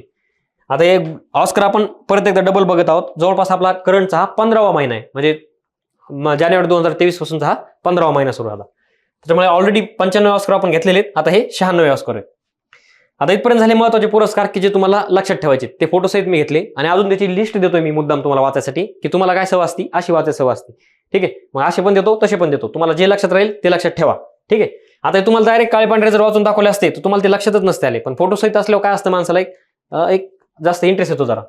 ठीक आहे, 96 ऑस्कर पुरस्कार 2024 विजेत्यांची लिस्ट आहे, पूर्ण आपण ऑलरेडी घेतली आहे. त्याच्यामध्ये जेवढं महत्वाचं तेवढं आपण घेतलंय, बाकी काही नाही, फक्त तुम्हाला वाचण्यासाठी. ठीक आहे, तुम्ही ऑस्कर लक्षात राहील तुमचा 96 ऑस्कर पुरस्कार. 95 पण आपण घेतलेला मागच्या वर्षी, आता हे 96 घेतला ह्या वर्षी. आता पुढचा पुरस्कार आहे सरस्वती सन्मान 2023. सरस्वती सन्मान हे संन्यासी, ही जी आपली ट्रिक आहे संन्यासी त्यातला स. ठीक आहे, सरस्वती संन्यासी. जोपर्यंत आपल्याला पोस्ट भेटत नाही तोपर्यंत कोणत्याच मुलीचा बाप आपल्याला मुलगी देणार नाही. त्याच्यामुळे आपण बिनविवाह म्हणजे अविवाहित राहू. मग आपण नाही जर अविवाहित राहिलो शेवटपर्यंत तर आपण संन्यास घेणार आहोत, असं आमच्या घरच्यांनी मला सांगितलं होतं. त्याच्यामुळे ही ट्रिक माझ्या डोक्यात राहिलेली. ठीक आहे, संन्यासी तुम्ही पण लक्षात ठेवा. मग पोस्ट भेटेपर्यंत ही ट्रिक लक्षात ठेवा. संन्यासी, सरस्वती ज्ञानपीठ साहित्य अकादमी. किती भाषा आहेत? 22, 23, 24. इथं 15 लाख, इथं 11 लाख आणि इथं 1 लाख. तर हे एवढं तुम्हाला लक्षात ठेवायचं आहे. संन्यासी 22, 23, 24 भाषा आहेत, 15 लाख, 11 लाख आणि 1 लाख पुरस्काराची रक्कम आहे. ठीक आहे, आणि रक्कम का लक्षात ठेवायची ह्या वर्षी तर 2023-24 मध्ये जवळपास एखादा पुरस्कार अपवाद सोडला तर सगळ्या पुरस्काराची रक्कम दुप्पट, तिप्पट, 5 पट, 10 पट अशी वाढण्यात आलेली. त्याच्यामुळे आयोगाचं लक्ष इथं जाणार म्हणजे जाणार. पण ह्या वर्षी जरी नाही गेलं अजून 6 महिन्यांतरी आयोग तिथे येणार. ठीक आहे, आयोगाचा असाच एक ट्रेंड सेट केलेला आयोगाने की जे तुम्ही अभ्यास करताय किंवा तुम्ही जिथं फोकस करताय आयोग ते सोडून बाकी सगळं विचारतं. ठीक आहे, त्याच्यामुळे आयोग आहे. तर पाहूया आता सरस्वती सन्मान 2023. 22चा पण पाहिलेला आपण मागच्या वर्षी, आता 23चा पाहू. प्रख्यात मल्याळम कवी, मल्याळम आहे ना, लक्षात ठेवा. भाषा पण लक्षात ठेवायची तुम्हाला, आणि विशेष म्हणजे भाषावरच सगळं काही अवलंबून असतं की सरस्वती सन्मान कुणाला भेटलाय, कोणत्या भाषेला भेटलाय, भाषेसाठी ते सगळ्यात महत्वाचं आहे. ठीक आहे, मल्याळी कवी आणि साहित्यिक आहेत हे प्रभा वर्मा. प्रभा नावावर तुम्ही जाऊ नका. साऊथचे जे नाव आहेत ना त्याच्यामध्ये नावावरून आपल्याला ते लिंग समजत नाही. उत्तर भारतामध्ये किंवा महाराष्ट्रात समजत असेल, पण साऊथचे जे नाव आहेत ना हे प्रभा नाव दोन्हीमध्ये वापरतात. एक लेडीज पण प्रभा आत्रे पाहिलं तुम्ही, आता प्रभा वर्मा आहेत हे, आणि हे पुरुष आहेत. ठीक आहे, तर यांच्या रौद्र सात्विकम या कादंबरीसाठी, ही कादंबरी, ठीक आहे, एक तर ते मल्याळम आहेत, कवी आणि साहित्यिक आहेत, मल्याळम एवढं लक्षात राहिलं. दुसरी गोष्ट त्यांचं नाव प्रभा वर्मा. तिसरं त्यांची कोणती काय कादंबरी, ती कादंबरी नाव काय, रौद्र सात्विकम. हे 4 गोष्टी तुम्हाला व्यवस्थित लक्षात ठेवायच्यात. जर या 4 गोष्टी व्यवस्थित लक्षात नाही राहिल्या तर ह्याचा मार्क तुम्हाला हाताने सोडून द्यावा लागेल. कारण त्याच्यामध्ये एकही गोष्ट मिसिंग झाली की आयोग तिथं डायरेक्ट तुम्हाला कट टू कट 1 लाईन मध्ये प्रश्न विचारतात. माहित असेल तरच टिक करायचा, नाही तर तुक्का मारायचा नाही. मारायचा तुक्का, पण चुकण्याचे चान्सेस जास्त असतात. 2022 मध्ये प्रकाशित रौद्र सात्विकम ही मल्याळमधील काव्यात्मक श्लोकात लिहिलेली कादंबरी आहे. ती सत्ता आणि राजकारण, व्यक्ती आणि राज्य, कला आणि शक्ती यांच्यातील संघर्षाचा अनोखा पद्धतीने तपास करते. ठीक आहे, त्यांनी दोघांमध्ये भांडण लावून दिलेत. कोण? सत्ता आणि राजकारण, व्यक्ती आणि राज्य, कला आणि शक्ती, ह्या दोघांमध्ये त्यांनी भांडण लावून दिले, जसे नवरा बायकोमध्ये असतात तसे. ठीक आहे, तर हे प्रभा वर्मा आहेत. संन्यासी तुम्हाला एवढं लक्षात ठेवलं. आता सरस्वती सन्मानाविषयी बेसिक माहिती पाहूया. मागच्या वर्षी पाहिली होती, ह्या वर्षी पण पाहूया. आणि ही बेसिक माहिती अशी आहे की हे स्ट्रक्चर आहे करंटचं, हे बदलत नाही. फक्त थोडं हे पाठीमागचं स्ट्रक्चर बदलतं दरवर्षी, फक्त इथं बदलतं. काय बदलायचं तर हे स्ट्रक्चर आहे करंटचं. एकदा स्ट्रक्चर पाठ झालं ना, करंट सगळ्यात सोपा विषय. आता सरस्वती सन्मान भारतीय नागरिकांनी कोणत्याही भारतीय भाषेत लिहिलेल्या आणि गेल्या 10 वर्षात प्रकाशित केलेल्या उत्कृष्ट साहित्य कृतीला दरवर्षी हा पुरस्कार दिला जातो. पुरस्कार दरवर्षी दिला जातो. 1 पॉईंट क्लिअर. दुसरं, भारतीय नागरिकांनी कोणत्याही भारतीय भाषेत लिहिलेल्या, कोणत्याही भारतीय भाषेत म्हणजे कोणत्या, तर 22 भाषेत आपल्या 8व्या अनुसूचीमधले, त्या 22 भाषेमध्ये जेवढ्या भारतीय भाषा आहेत 22, त्यांच्यामध्ये कोणत्याही लेखकांनी जर ती लिहिली असेल साहित्यकृती आणि गेल्या 10 वर्षात प्रकाशित झाली असेल, व्यवस्थित लक्षात ठेवा, 20 नाही, 30 नाही, फक्त 10 वर्षात, 1 वर्ष पण नाही, 10 वर्षात प्रकाशित झाली तर तिला हा पुरस्कार देण्यात येतो दरवर्षी. म्हणजे हा पुरस्कार दरवर्षी देण्यात येतो. हा भारतीय राज्यघटनेच्या अनुसूची 8 मध्ये सूचीबद्ध केलेल्या 22 भारतीय भाषांपैकी कोणत्याही 22 भारतीय भाषांमधील उत्कृष्ट गद्य आणि काव्य कृतींसाठी वार्षिक साहित्य पुरस्कार आहे. गद्य आणि काव्य. गद्य म्हणजे काय, कादंबरी वगैरे. काव्य म्हणजे काय, कवी वगैरे, कविता वगैरे. ठीक आहे, दोन्ही तुम्हाला इथे दिसत असतात. तुम्हाला ही बेसिक माहिती पाठ करावंच लागणार आहे. नंतर स्वरूप, प्रशस्तीपत्र, एक फलक आणि 15 लाखाचे रोख पारितोषिक. ठीक आहे, लक्षात ठेवा. संन्यासीमध्ये तुम्हाला मगाशी सांगितलं होतं मी, जशा भाषा वाढत जातात तशी अमाऊंट कमी होत जाते. हा त्याचा नियम आहे. ओके, 15 लाख कशाच राहतील तुमच्या, काही अवघड नाहीये. के बिर्ला फाउंडेशन तर्फे 1991 पासून हा पुरस्कार दिला जातो. के बिर्ला फाउंडेशन. लक्षात ठेवा, पुरस्कार देणारी संस्था कोणती आहे? आता सरस्वती सन्मान, ज्ञानपीठ सन्मान आणि साहित्य अकादमी सन्मान. साहित्य अकादमी केंद्र सरकार देतं. ज्ञानपीठचं पण हे के बिर्ला फाउंडेशनने स्थापन केलेलं ते पण म्हणजे ज्ञानपीठ संस्था एक ती स्पेशल ती पुरस्कार देण्यासाठी ती पण ही के बिर्ला फाउंडेशनचीच आहे. आणि सरस्वती सन्मान हा पण एक म्हणजे सर्वोच्च सन्मान जरी असला तरी हा खाजगी संस्थेमार्फत स्थापन झालेला आहे. ठीक आहे, लक्षात ठेवा. भारतातल्या काव्यात्मक किंवा अशा लेखक आणि कवीला सगळ्यात जास्त महत्वाचा पुरस्कार कोणता असेल तो ज्ञानपीठ आहे. ठीक आहे, संन्यासी, सरस्वती, ज्ञानपीठ, साहित्य अकादमी हे तिन्ही पुरस्कारापैकी फक्त एक म्हणजे केंद्र शासनाचा आहे, बाकी सगळा खाजगी 2 संस्था देतात. ठीक आहे, त्यातली ही एक आहे के बिर्ला फाउंडेशन. एवढं लक्षात ठेवा. इथं 1991 पासून यांनी सुरुवात केलेली.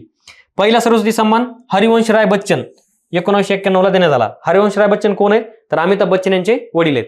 ठीक आहे, नंतर 2022 साली शिवशंकरी यांच्या सूर्यवंश या संस्मरण तमिळ एक हे होते म्हणजे कादंबरी सारखं, त्या स्मरण त्याला हा भेटला होता, सूर्यवंशम तमिळ.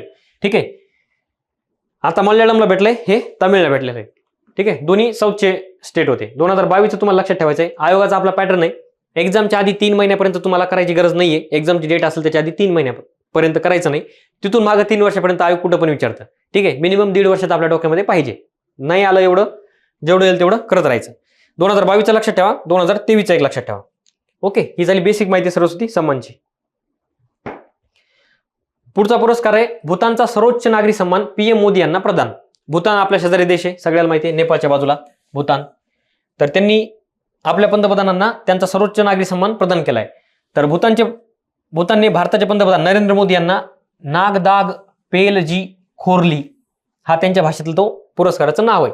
ठीक आहे, नागदाग पेलजी खोरली ऑर्डर ऑफ द ड्यूक गॅल्पो पुरस्कार. आपल्याला एवढं लक्षात ठेवायचं आहे, ऑर्डर ऑफ द ड्यूक गॅल्पो पुरस्कार. आयोग तुम्हाला एवढं त्रास देत नाही की त्या पुरस्काराचं त्यांच्या भाषेतलं कोणतं नाव आहे. ठीक आहे, आयोग मिनिमम इंग्लिश मधलं तरी नाव देतं. Order of the duke of Gyalpo पुरस्कार देऊन सन्मानित करण्यात आलंय. ठीक आहे, तर हा भूतान राज्याने दिलेला सर्वोच्च नागरी सन्मान आहे. जसा आपला भारतरत्न असतो ना, तसा त्यांचा तो सर्वोच्च सन्मान आहे. हा प्रतिष्ठित पुरस्कार प्राप्त करणारे नरेंद्र मोदी हे पहिले परदेशी व्यक्ती आहेत. ओके, इथं इतिहास घडलाय. पहिले परदेशी व्यक्ती म्हणजे आतापर्यंत म्हणजे समजा उदाहरणार्थ आपला भारतरत्न आहे ना, पहिल्यांदा कोणत्या तरी दुसऱ्या देशातल्या एखाद्या व्यक्तीला दिला तर मग तो तसं काहीतरी युनिक घटना आहे किंवा अद्वितीय घटना आहे. तशी इथं पण एक अद्वितीय घटना घडली आहे.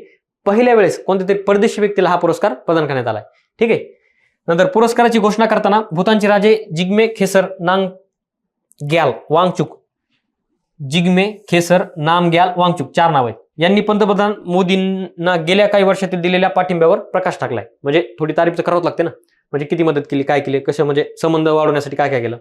महत्वाचे म्हणजे भारत सरकारकडून कोरोना विषाणूची लस भेट मिळवणारा भूतान हा पहिला देश होता.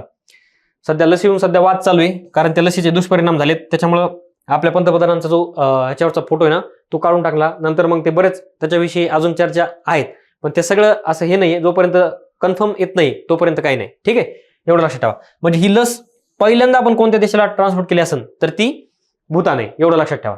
ठीक आहे,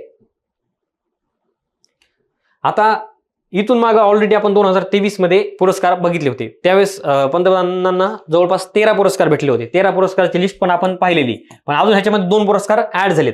ही लिस्ट मी परत वाचत नाहीये, ऑलरेडी आपण ती घेऊन झाली. फक्त तुम्हाला इथं वाचण्यासाठी ती लिस्ट दिली की कोणत्या देशाने आणि कोणत्या वर्षी कोणता पुरस्कार आपल्या पंतप्रधानांना दिलाय. ठीक आहे, त्या देशाचे ते सर्वोच्च पुरस्कार आहेत किंवा द्वितीय सर्वोच्च पुरस्कार आहेत, त्याच्यामध्ये तुम्हाला सगळं इथं दिसून जाईल.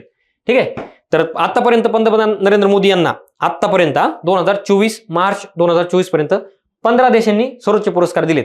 त्यापैकी तुम्हाला लक्षात काय काय ठेवायचे आहेत, मिनिमम 2023 चे तरी लक्षात ठेवा. 23 रिपब्लिक ऑफ पलाऊचा इबगल पुरस्कार आपण ऑलरेडी मागच्या वर्षी घेतलाय. 2023 फिजीचा champion of order of Fiji, ते तिन्ही पुरस्कार एका दिवसाच्या फरकाने देण्यात आले. आणि तिसरा आहे पापुआ न्यू गिनीचा champion of the order of Logohu. ठीक आहे, 3 झाले. नंतर इजिप्तचा ऑर्डर ऑफ द नाईल 23 मध्येच भेटलाय. 23 मध्येच फ्रान्सचा grand cross of the legion of honour हा पण भेटलाय. आणि 2023 मध्ये ग्रीसचा द्वितीय सर्वोच्च नागरी सन्मान grand cross of order of honours. Greece, France, Egypt, Papua New Guinea, Fiji आणि रिपब्लिक ऑफ पलाऊ. ओके, लक्षात ठेवा.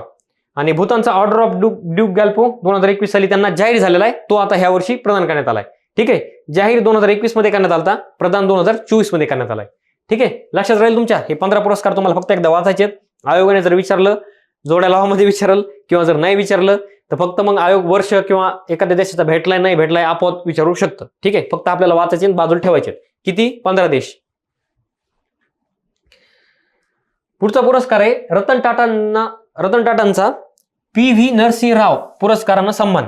आणि विशेष म्हणजे ज्यांच्या नावाने हा पुरस्कार आहे PV नरसिंह राव यांना ह्या वर्षी भारतरत्न प्रदान करण्यात आलाय. इथं खाली बघा, PV नरसिंह राव यांना भारतरत्न 9 फेब्रुवारी 2024 रोजी जाहीर करण्यात आलाय. पाठीमागच्याच महिन्यामध्ये आपण भारतरत्न व्यवस्थित पाहिलेत, त्याच्यामध्ये PV नरसिंह राव यांचं नाव आपण त्यावेळेस पाहिलेले. ठीक आहे, आता त्यांच्या नावाचा एक पुरस्कार आहे, तो रतन टाटा यांना प्रदान करण्यात आलाय. तिथे तुम्ही फोटोमध्ये पाहू शकता. तर टाटा सन्सचे माजी अध्यक्ष रतन टाटा यांना सामाजिक सेवेतील योगदानाबद्दल प्रतिष्ठित PV नरसिंह राव स्मृती पुरस्काराने सन्मानित करण्यात आले. 15 मार्च रोजी मुंबईत झालेल्या समारंभात हा पुरस्कार त्यांना प्रदान करण्यात आला. तर रतन टाटा यांना भारतातील 2 सर्वोच्च नागरी पुरस्कार देखील मिळालेले आहेत ऑलरेडी. पद्म विभूषण 2 नंबरचा सर्वोच्च पुरस्कार आणि पद्मभूषण 3 नंबरचा सर्वोच्च पुरस्कार 2000 ला भेटलाय, हा 2008 ला भेटलाय. माझं तर म्हणणं आहे ह्यांना भारतरत्न ह्याच वर्षी द्यायला पाहिजे होता रतन टाटा यांना, कारण व्यक्तिमत्व तेवढं महान आहे. ठीक आहे, जेवढं भारतातले श्रीमंत म्हणजे सध्या भारतातले जे टॉप श्रीमंत आहेत त्यांची जेवढी संपत्ती आहे का तेवढं रतन टाटांनी भारताला दान केलेलं आहे चांगल्या गोष्टीसाठी. म्हणजे लक्षात ठेवा किती दानशूर व्यक्ती आहेत किंवा माणसातला देव माणूस म्हणतात त्यांना. ठीक आहे, त्यांना भारतरत्न द्यायला पाहिजे होता माझ्या म्हणण्यानुसार, ह्या वर्षी तरी द्यायला पाहिजे होता. ठीक आहे, असो देतील, पुढच्या वर्षी तरी देतील. पुढची न्यूज आहे, दिग्गज गोल्फपटू टायगर वुड्स यांना बॉब जॉन्स पुरस्कार. आपला पुरस्कार नाही, हा अमेरिकेचा आहे. नाव लक्षात ठेवा, बॉब जॉन्स पुरस्कार. बॉब जॉन्स हा कुणाला भेटलाय? टायगर वुड्सला. टायगर वुड्स खेळतो आपला गोल्फ खेळतात. ठीक आहे, तर जगप्रसिद्ध गोल्फपटू टायगर वुड्सची अमेरिकन गोल्फ असोसिएशनच्या सर्वोच्च सन्मान बॉब जोन्स पुरस्कारासाठी निवड करण्यात आली. तो अमेरिकेचा सर्वोच्च पुरस्कार आहे. कशाबाबत? गोल्फ बाबत. ठीक आहे, त्याचा सर्वोच्च पुरस्कार भेटलाय. तर 12 जून 2024 रोजी नॉर्थ कॅरोलिनामध्ये US ओपन दरम्यान वुड्सला हा सन्मान प्रदान करण्यात केला जाईल. म्हणजे हा जून मध्ये परत एकदा चर्चेत येणार आहे. आता मार्च मध्ये तुम्हाला लक्षात ठेवायचं जाहीर झालाय.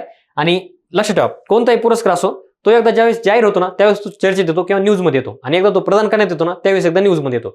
म्हणजे जवळपास प्रत्येक पुरस्कार हा 2दा चर्चेत येतो.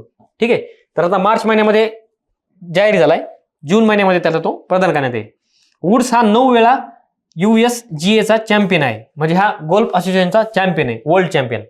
तर वुड्सला 2022 मध्ये world golf hall of fame मध्ये समाविष्ट करण्यात आलंय. 2022 ची न्यूज आहे. ठीक आहे, पण काही एवढी पण जुनी झाली नाही की आयोग विचारणार नाही, आयोग विचारू शकतो. नंतर 2019 मध्ये डोनाल्ड ट्रम्प यांच्याकडून त्यांना प्रेसिडेन्शियल मेडल ऑफ फ्रीडम मिळाले.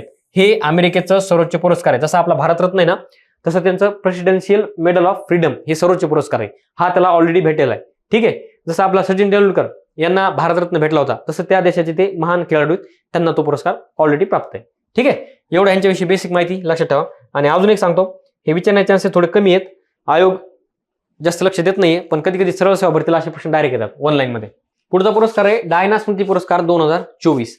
आता हा आपला नाहीये, हा इंग्लंडचा आहे. आणि आपण का पाहायचा आहे तर 2 भारतीय व्यक्तींना हा पुरस्कार यावर्षी प्रदान करण्यात आलाय. पुरस्कार जगामध्ये हजारो लाखो पुरस्कार आहेत, आपल्याला फक्त तेवढे नाही पाहायचे, आपल्याला फक्त एवढे पाहायचेत एक तर भारतीय व्यक्तीचा काहीतरी संबंध आहे किंवा एक तर भारतीय.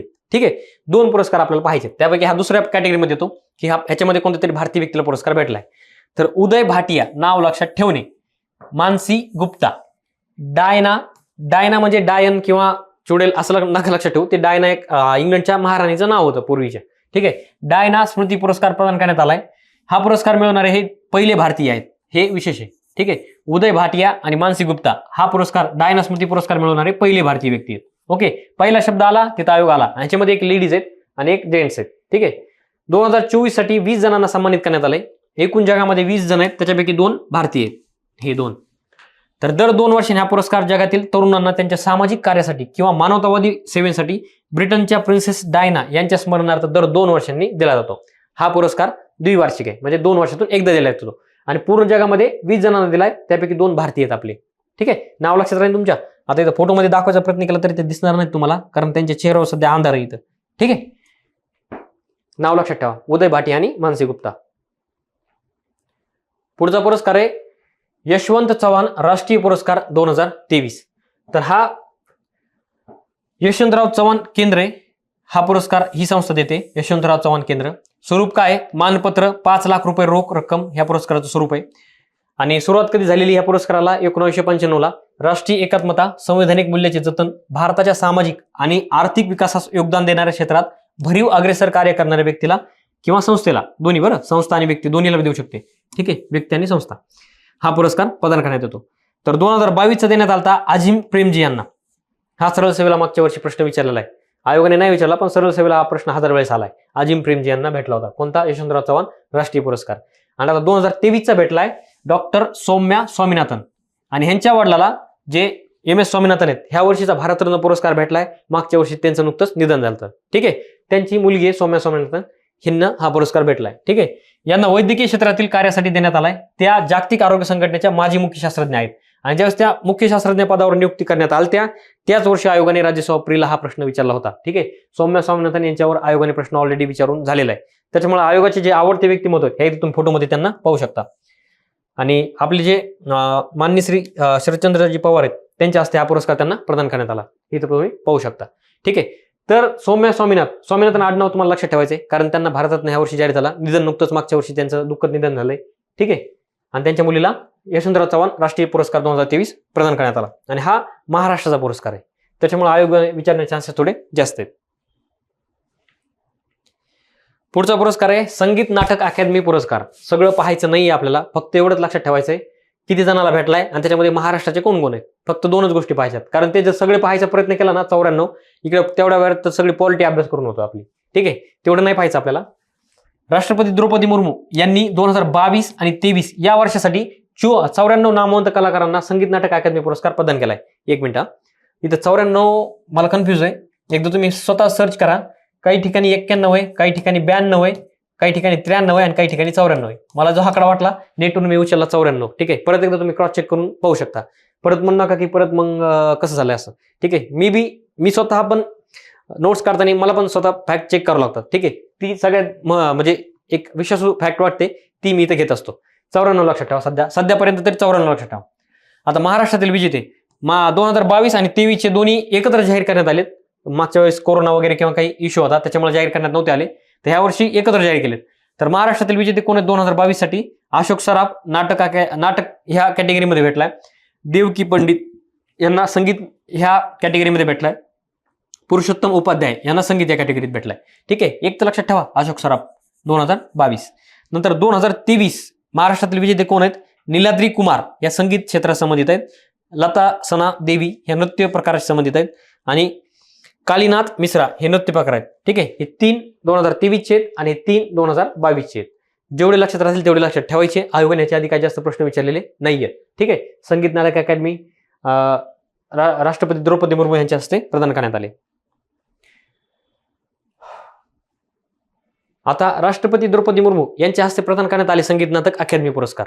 पण राष्ट्रपती द्रौपदी मुर्मू यांना एका विद्यापीठाने मानद डॉक्टरेट दिली किंवा डिलीट पदवी दिली. ठीक आहे, तर राष्ट्रपती द्रौपदी मुर्मू यांना मॉरिशस विद्यापीठाची मानद डॉक्टरेट म्हणजे डिलीट पदवी. ठीक आहे, डिलीट म्हणजे डिलीट बटन नाही, ही म्हणजे डॉक्टरेट असते. ठीक आहे, तर 12 मार्च 2024 रोजी राष्ट्रपती द्रौपदी मुर्मू यांना मॉरिशस विद्यापीठाने डॉक्टर ऑफ सिव्हिल लॉ ही मानद पदवी प्रदान केली आहे.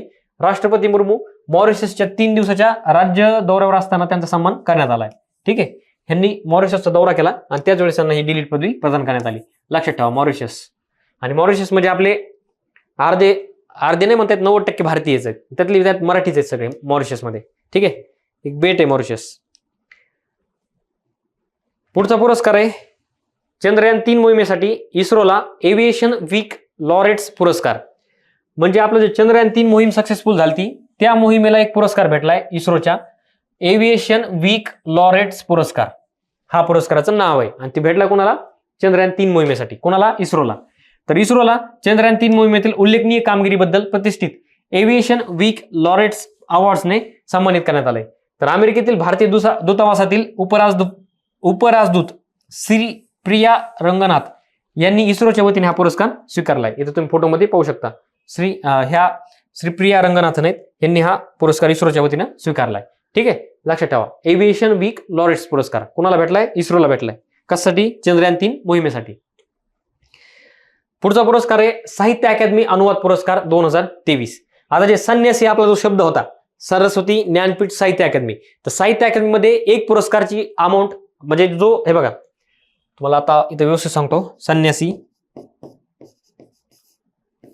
तर ह्या साहित्य अकादमीमध्ये जे 24 भाषा आहेत त्यातला एक जो महत्वाचा पुरस्कार आहे त्याला 1 लाख रुपये होते, आणि जे इतर 4 पुरस्कार असतात त्यांना 50-50 हजार रुपयाचे पुरस्कार असतात. त्यातला हा पुरस्कार आहे साहित्य अकादमी अनुवाद पुरस्कार. ठीक आहे, अनुवाद पुरस्कार लक्षात ठेवा. म्हणजे युवा पुरस्कार, नंतर बाल पुरस्कार, त्यातला हा अनुवाद पुरस्कार आहे. ठीक आहे, उपपुरस्कार आहे त्यातला एक साहित्य अकादमीचा, लक्षात ठेवा. तर ज्येष्ठ लेखक आणि अनुवादक अभय सदावर्ते यांना 2023चा मराठी भाषेतील अनुवादनासाठीचा साहित्य अकादमी पुरस्कार जाहीर झालाय. नीट व्यवस्थित लक्षात ठेवा. हे अनुवाद पुरस्कार आहेत ना, हे पण 24 भाषेसाठी प्रदान करण्यात येतात. जेवढ्या भाषा आहेत साहित्य अकादमीला तेवढ्या भाषांना पुरस्कार देण्यात येतो. कोणता आहे हा? साहित्य अकादमी अनुवाद पुरस्कार. 24 भाषा आहेत, 24चे 24 लक्षात ठेवायचे नाही आपल्याला फक्त मराठी लक्षात ठेवायचे. ठीक आहे, तर मराठीमध्ये भेटलाय अभय सदावर्ते यांना. तर ब्रह्मोस एक अज्ञात संशोधन यात्रीची यशोगाथा या पुस्तकासाठी त्यांना या पुरस्कार घोषित करण्यात आलाय. ब्रह्मोस एक अज्ञात संशोधन यात्रीची यशोगाथा. ठीक आहे, पुस्तकाचं नाव लक्षात ठेवा. तर त्यांनी शिवतनु पिल्लई यांच्या सक्सेस मंत्रा ऑफ ब्रह्मोस या मूळ इंग्रजी पुस्तकाचा मराठी अनुवाद केलाय, आणि 2021 मध्ये राजहंस प्रकाशनने हे पुस्तक प्रकाशित केलंय. मूळ पुस्तक कोणतं होतं? Success Mantra of BrahMos. त्यांनी काय ट्रान्सलेट केलंय मराठीमध्ये? ब्रह्मोस एक अज्ञात संशोधन यात्रीची यशोगाथा. ठीक आहे, नाव काय? अभय सदावर्ते. आणि ऑलरेडी यांचे लेखक कोण होते? शिवतनु पिल्लई यांचं हे मूळ पुस्तक आहे. ओके, तर त्यांनी इंग्रजीतून मराठीमध्ये अनुवाद केलाय आणि 2021 मध्ये प्रकाशित झालंय. राजहंस प्रकाशनचं हे पुस्तक आहे. पुरस्काराचे स्वरूप काय? 50,000 रुपये आणि मानचिन्ह. जे 1 लाख रुपयाचा पुरस्कार आहे साहित्य अकादमीचा मराठीसाठी भेटलेला तो वेगळा, एक म्हणजे 24 भाषेसाठी देण्यात येतो तो वेगळा, आणि 50-50 हजाराचे 4 पुरस्कार आहेत. त्या 4 पुरस्कारापैकी हा एक अनुवाद पुरस्कार एक असतो, एक युवा पुरस्कार असतो, एक बाल पुरस्कार असतो. ठीक आहे, अजून एक आहे तो नंतर मी सांगेल तुम्हाला. ठीक आहे, इथं तुम्हाला फक्त एवढं लक्षात ठेवायचं आहे, अनुवादासाठी पुरस्कार मराठीतला कोणाला भेटलाय? अभय सदावर्ते यांना. 2022चा मराठी भाषेसाठी अनुवादासाठीचा साहित्य अकादमी पुरस्कार प्रमोद मुजुमदार यांना सलोख्याचे प्रदेश शोध सहिष्णू भारताचा या सबा नक्वी यांच्या इन गुड फेथ या इंग्रजी पुस्तकाचा अनुवादासाठी मिळाला होता. कोणाला भेटला होता? प्रमोद मुजुमदार यांना. आणि ऑलरेडी आपण हे मागच्या वर्षी पाहिलेलं आहे. हे 2022 आहे ना, हे ऑलरेडी आपण पाहिलं. आता हे परत एकदा आपण पाहत आहोत 2024 मध्ये. ठीक आहे, 23 मध्ये एक पाहिलं, 24 मध्ये पण पाहत आहोत. कारण आयोगाचा पॅटर्न असा आहे की आयोग हे पण विचारू शकतं आणि आयोग हे पण विचारू शकतं. आयोगाला असं कोणी हात नाही लावू शकतं आयोगाला की तुम्ही हेच का विचारलं किंवा तेच का विचारलं. आपल्याला दोन्ही लक्षात ठेवायचे, त्यामुळे व्यवस्थित लक्षात ठेवा. आणि हे पुस्तक कोणतं आहे? हे ब्रह्मोस, आणि हे त्याचे लेखक आहेत. इथं तुम्ही छोटा फोटो टाकलाय मी. पुढचा पुरस्कार आहे प्लित्झर आर्किटेक्चर पुरस्कार 2024. सगळ्यात महत्त्वाचा पुरस्कार आहे, कारण हा आर्किटेक्ट मधला नोबेल पुरस्कार आहे. ठीक आहे, आर्किटेक्चर मध्ये म्हणजे आपले जे बांधकाम असतात, सिव्हिल इंजिनियर असतात, आपण ज्यांना काय म्हणतो त्यांना, बांधकाम आपले जे मित्र असतात इंजिनिअरिंग वाले, त्यांना आपण कोणत्यातरी शब्दाने काय लक्षात येणार माझ्या, आता जाऊ द्या. ठीक आहे, आम्ही चिडवत होतो एकमेकाला. ठीक आहे, तर जपानी वास्तुविशारद रिकेन यामामोटो यामा गाडी जपानची, रिकेन मोटो. ठीक आहे, यामाची गाडी यामामोटो, रिकेन यामामोटो यांना 2024चा प्लित्झर आर्किटेक्चर पुरस्कार जाहीर झालाय. हा पुरस्कार जिंकणारे ते 9वे जपानी वास्तू रचनाकार ठरले आहेत. ठीक आहे, कितवे ते 9वे जपानी वास्तू रचनाकार आहेत, म्हणजे घर बांधतात ते, सिव्हिल इंजिनियर आहेत ते. ठीक आहे, आणि विशेष म्हणजे हा प्लित्झर आर्किटेक्ट पुरस्कार आहे ना, जगामध्ये सगळ्यात जास्त जर कोणत्या देशाच्या वास्तुविशारद किंवा इंजिनियरनी जिंकला असेल, सिव्हिल इंजिनियरनी, तर ते जपानचे आहेत. किती? 9 जपानी व्यक्तींनी हा पुरस्कार आतापर्यंत प्राप्त केलाय, म्हणजे पुरस्कार स्थापन झाल्यापासून. ठीक आहे, लक्षात ठेवा. हे एक पॉईंट महत्वाचा आहे, इथे लिहिलं नाही येतो पण असू द्या. हा वास्तुविशारद क्षेत्रातील सर्वोच्च आंतरराष्ट्रीय पुरस्कार असून आर्किटेक्चर मधील तो नोबेल म्हणून ओळखला जातो. सगळ्यात महत्वाचं आहे, नाव तुम्हाला लक्षात ठेवायचं आहे, रिकेन यामामोटो प्लित्झर आर्किटेक्ट पुरस्कार 2024. त्यांचा फोटो तुम्ही इथं पाहू शकता. फोटो पाहून मी काय करायचं नाही आपल्याला, कारण आयोग काय फोटो विचारत नाही आपल्याला. तरी पण आता हा प्लित्झर पुरस्कार काय आहे, तर याची सुरुवात झालेली 1979ला, आणि आतापर्यंत सगळ्यात जास्त 9 वेळेस हा जपानी व्यक्तींनी जिंकलाय. हा वार्षिक पुरस्कार आहे. स्थापना जे प्लित्झर आणि त्यांची पत्नी सिंडी यांनी केलेली. स्वरूप $1 लाख आहे. प्रशस्तीपत्र आणि कांस्य पदक. $1,00,000 ना, लक्षात ठेवा. $1,00,000 जरी म्हणलं तर भारताचे किती होतात, जवळपास 83 लाख रुपये. ठीक आहे. पुरस्काराची ओळख वास्तुशास्त्रातील नोबल, आर्किटेक्चर नोबल. 2023चा पुरस्कार भेटला होता सर डेव्हिड चिपरफिल्ड, हे ब्रिटनचे, ह्यांना पुरस्कार भेटलाय. आयोगाचं हे विचारून झालंय 2023चं. ठीक आहे, तरी पण लक्षात ठेवा. आणि एकमेव भारतीय विजेते बाळकृष्ण दोशी 2018, यांचं मागच्या वर्षी जानेवारीमध्ये निधन झालं 2023 मध्ये. त्यावेळेस आपण सगळं त्यांच्याविषयी डिटेल वाईज माहिती पाहिलेली. ठीक आहे, नसल पाहिली परत एकदा जानेवारीचं पाहून घ्या. आणि अजून एक, जर तुम्ही आता सध्या राज्यसेवेची तयारी करत असाल तर तुम्हाला राज्यसेवेसाठी जानेवारी 2023 ते मार्च 2024 पर्यंत सगळं डिटेल वाईज करायचं आहे. त्याचं कारण आहे, आयोग पुढचं जास्त विचारत नाही, पण आयोग मागचं जास्त विचारतं. आणि एक्झाम डेटच्या आधी 3 महिने आयोग आधीच पेपर सेट करतं आणि ते तिथून पुढचं काहीच विचारत नाही. एक्झाम डेटच्या आधी बरोबर 3 महिन्यापूर्वीचा एक प्रश्न असतो, म्हणजे असतो त्याच डेटचा तोच प्रश्न असतो. ठीक आहे, त्याच्यामुळे त्या डेट म्हणजे आयोगाची तारीख किती, आता पहिली तारीख कोणती होती, एप्रिल महिन्यातली होती, 30 एप्रिल. त्याच्या आधी 3 महिन्याचा आणि त्या दिवशी न्यूज व्यवस्थित पाहून घ्या, त्यावर एक प्रश्न असतो. त्या आयोगाचं एक वैशिष्ट्य आहे. ठीक आहे, तर तुम्हाला मिनिमम ह्या 15 महिन्याचं करून जायचंय. ठीक आहे, आपल्या ह्याच्यामध्ये 15 महिन्याचं आपण उपलब्ध करून दिलंय. त्यापैकी जे एकमेव भारतीय विजेते होते बाळकृष्ण दोशी, यांचं निधन झालंय, त्यावेळेस पण आपण हे घेतलेलं आहे. ठीक आहे, प्लीज, जर आर्किटेक्ट पुरस्कार निघणारे एकमेव भारतीय व्यक्ती बाळकृष्ण दोशी, 2018 ला त्यांना पुरस्कार भेटला होता. 2018 वर त्यांना प्रश्न आहे, 2022 मध्ये प्रश्न आहे त्यांच्यावर, 2023 मध्ये पण आहे. ठीक आहे, 24 मध्ये पण येण्याचे चान्सेस जास्त आहेत. हा प्लीज जर पुरस्कार व्यवस्थित लक्षात ठेवणे. सगळ्यात जास्त वेळा कोण जिंकलाय, जपानच्या व्यक्तीने. भारताने फक्त एक वेळ जिंकला आतापर्यंत, 2018 ला. पुढचा पुरस्कार आहे आबेल पुरस्कार 2024. हा पण गणितातला नोबेल पुरस्कारच ओळखण्यात येतो. ह्याला पण गणितातला नोबेल म्हणतात त्याला. Abel Abel Abel. ठीक आहे, फ्रान्समधील पॅरिस येथील French national centre for scientific रिसर्चचे मिशेल टालाग्रँड यांना Norwegian academy of science and लेटर्सने 2024चा आबेल पुरस्कार प्रदान केलाय. ठीक आहे, मिशेल टालाग्रँड, टालाग्रँड. ठीक आहे, थाला नाही, टालाग्रँड, मिशेल टालाग्रँड. तर मिशेल टालाग्रँड यांना त्यांच्या संभाव्यता सिद्धांत आणि स्पोकास्टिक प्रक्रियांमध्ये केलेल्या कामासाठी हा पुरस्कार प्रदान करण्यात आला आहे. तुम्हाला जर मराठी कळत नसेल तर ती मराठी विज्ञानमधली कोणालाच कळत नाही, तुम्ही इंग्लिशमध्ये लक्षात ठेवू शकता. Probability theory and stochastic process. ठीक आहे, ह्या कामासाठी त्यांना हा पुरस्कार यावर्षी प्रदान करण्यात आलाय, आबेल पुरस्कार. ओके, तर हा पुरस्कार कोण देते, तर Norwegian academy of science and letters ही पुरस्कार प्रदान करणारी संस्था आहे. ठीक आहे, ह्याला गणितातला नोबल म्हणतात, आबेल पुरस्काराला. नाव लक्षात राहील तुमच्या.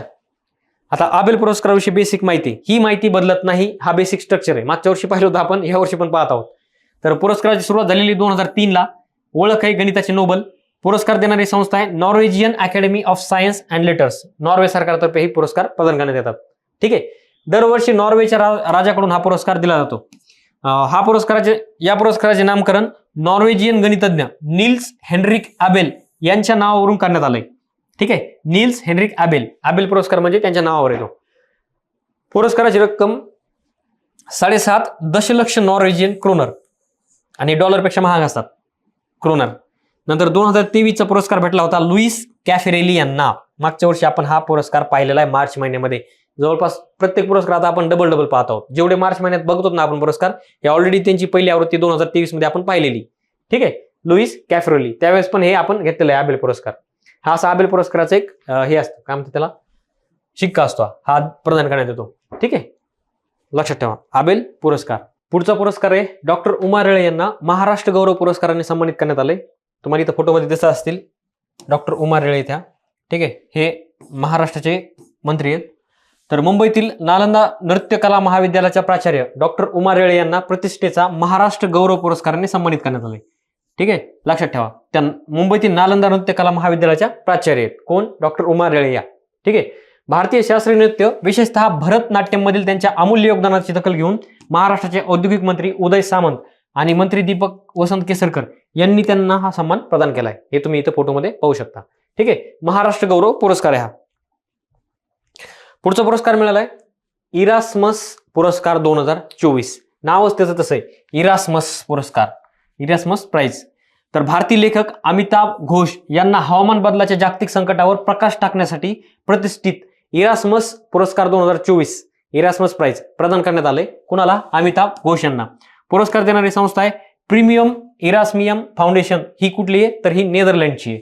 नेदरलँडची एक संस्था आहे, तिने हा त्यांना पुरस्कार प्रदान केलाय. पुरस्कार का देण्यात आलाय, अमिताभ घोष हे लेखक पण आहेत बरं, ज्या हवामान बदलाच्या जागतिक संकटावर प्रकाश टाकण्यासाठी. प्रकाश कशा टाकला त्यांनी, तर पुस्तकातून टाकलाय. ठीक आहे, तर त्यांचे मला वाटतं अमिताभ घोष यांचे आतापर्यंत जेवढे पुस्तक आहेत त्यापैकी बऱ्यापैकी आयोगाने विचारलेले आहेत जोड्या लावामध्ये. पुरस्काराची सुरुवात झाली ह्या इरास्मसची 1958. विजेत्यांना 1.5 लाख युरोची रक्कम दिली जाते. युरो, डॉलर नाही, युरो. ठीक आहे, हे अमिताभ घोष आहेत, तुम्ही फोटोमध्ये पाहू शकता. इरास्मस पुरस्कार 2024 यांना जाहीर झालाय.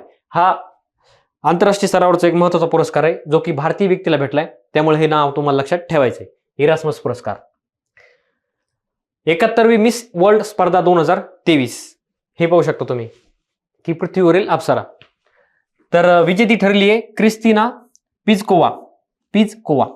ही झेक प्रजासत्ताक देश आहे, एक झेक तिथली रहिवाशी आहे. ठीक आहे, क्रिस्तिना पिझकोवा हे इथं बघा. तर उपविजेती यास्मिना झेतोन ही लेबनॉनची उपविजेता आहे. भारताचे प्रतिनिधित्व केलं तर सिनी सेट्टी यांनी. स्पर्धेचे ठिकाण म्हणजे ही 71वी मिस वर्ल्ड स्पर्धा 2023 कुठे आयोजित करण्यात आली, तर ती आयोजित करण्यात आली ती Jio world convention centre, Mumbai, Bharat. ठीक आहे, मला वाटतं जवळपास 28 वर्षांनी ही स्पर्धा भारतात भरवण्यात आली. 28च वाटतं, असली तर लिहिलेलं कुठतरी. ठीक आहे, लक्षात ठेवा. सुरुवात 1951ला सर्वात जुनी आंतरराष्ट्रीय सौंदर्य स्पर्धा ही मिस वर्ल्ड आहे बरं का, युनिव्हर्स नाही. वर्ल्ड वेगळं, युनिव्हर्स वेगळं. नंतर 70वी मिस वर्ल्ड स्पर्धाची विजेती कोण होती, कॅरोलिना बिएलॉस्का. ही पोलंडची रहिवाशी होती, ही मागच्या वर्षीची होती. ठीक आहे, आता ही कॅरोलिना आहे ना, ही तिचा जो ताज असतो तो उतरून ही स्वतः हिला परिधान करते ह्या वर्षीसाठी, आणि तो ताज फक्त 1 वर्षासाठीच असतो. नंतर स्पर्धा जिंकणाऱ्या भारतीय सौंदर्यवती हे दरवर्षी, आता एवढे वेळेस पार झालं ना आपल्याला की दरवर्षी असतं. रीटा फारिया यांना 1966ला भेटला होता, ऐश्वर्या राय 1994, डायना हेडन 1997, युक्ता मुखी 99, प्रियंका चोप्रा 2000 आणि मानुष चिल्लर 2017 मध्ये आपण एकदा पाहिलं होतं. आता हे परत एकदा चर्चेत आलंय. ठीक आहे, क्रिस्तिना पिझकोवा कुठली आहे, झेकची आहे. एवढं तुम्हाला ऑनलाईन मध्ये लक्षात ठेवायचं आहे. हे झालं स्पर्धेविषयीचं, कुठं आयोजित करण्यात आली, विजेती कोण आहे, मागच्या वर्षी कोण होती, भारताचं प्रतिनिधित्व कोणी केलं. अजून एक आता काय लक्षात ठेवायचं, ह्याच्यामध्ये एक पुरस्कार दिलाय जो भारतीय व्यक्तीला देण्यात आलाय, नीता अंबानी यांना. तो पुरस्कार आपल्याला पाहायचा आहे. तर रिलायन्स फाउंडेशनच्या संस्थापक आणि अध्यक्षा नीता अंबानी यांना जिओ वर्ल्ड कन्व्हेन्शन सेंटर येथे आयोजित 71व्या मिस वर्ल्ड फायनलच्या निमित्ताने प्रतिष्ठित beauty with a purpose humanitarian अवॉर्डने सन्मानित करण्यात आले.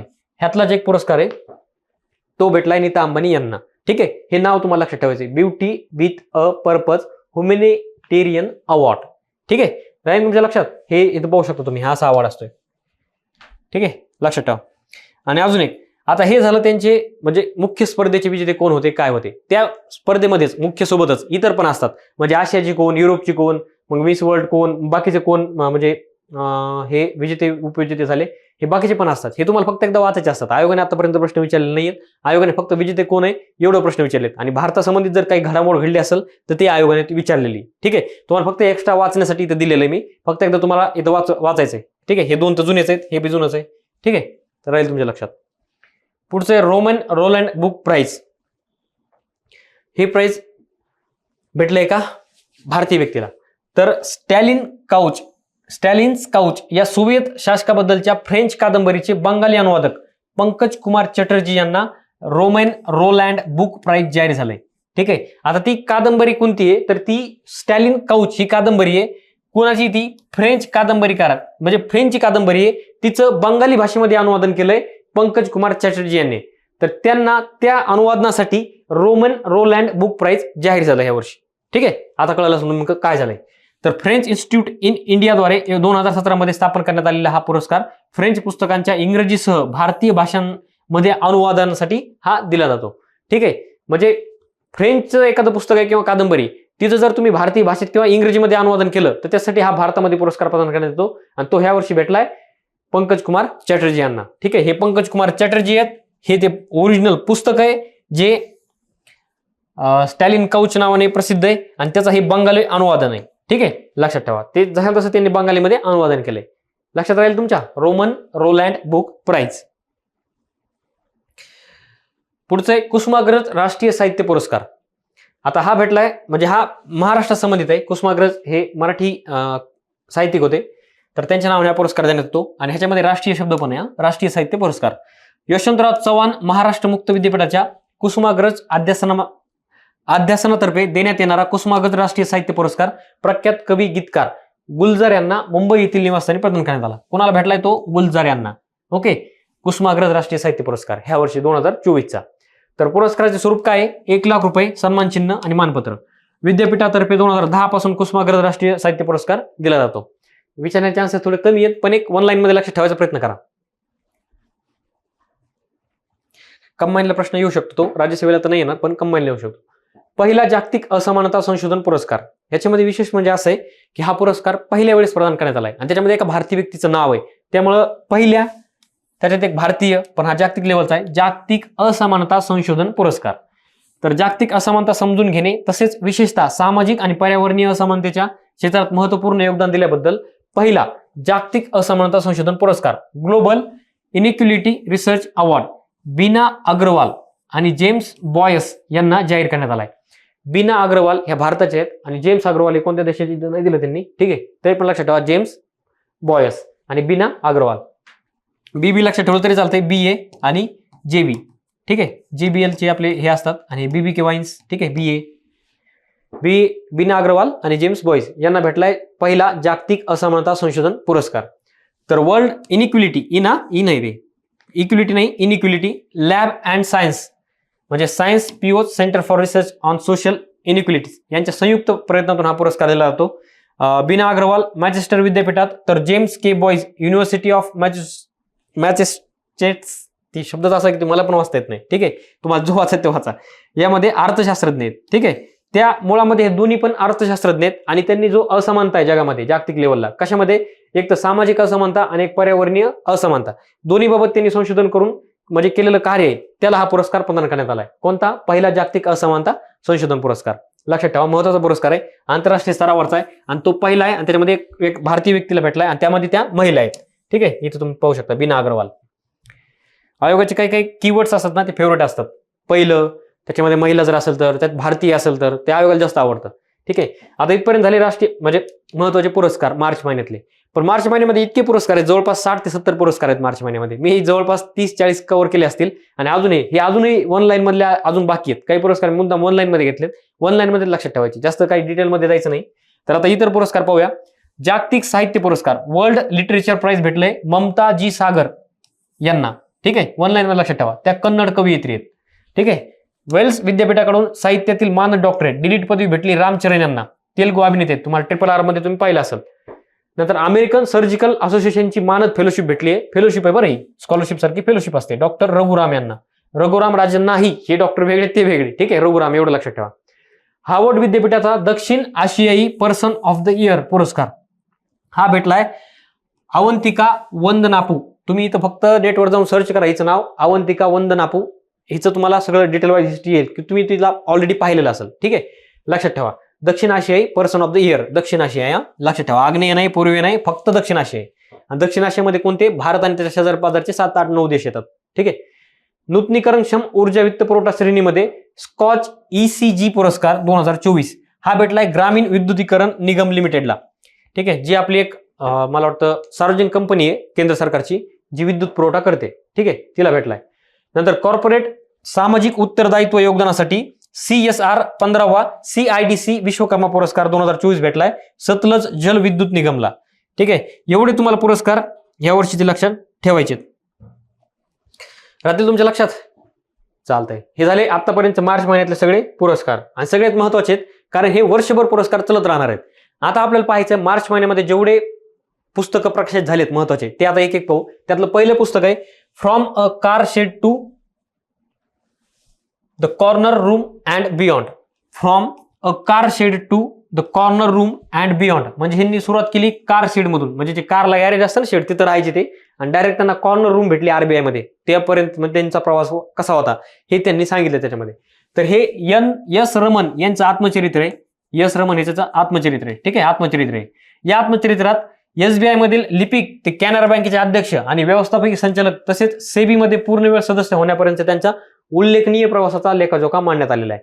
आणि हे रमन आहेत ना, हे SBI मध्ये पूर्णवेळ सदस्य होते, ठीक आहे, व्यवस्थापकीय संचालक मध्ये. एवढं लक्षात ठेवा, कॅनरा बँकेचे ते अध्यक्षपद राहिलेले आहेत.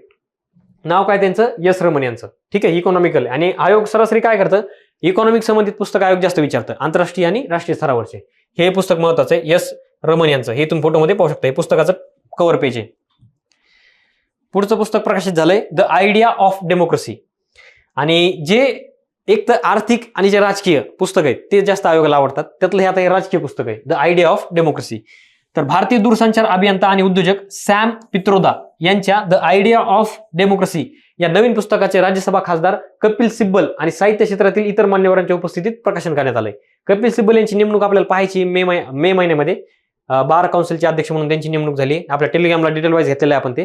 ठीक आहे, दररोजच्या न्यूज पाहिजे असतील तर आपल्या टेलिग्राम चॅनलला तुम्हाला पाहावे लागतील. ठीक आहे, दररोज फक्त तिथं व्हिडिओ नाही पण डाटा पूर्ण आहे.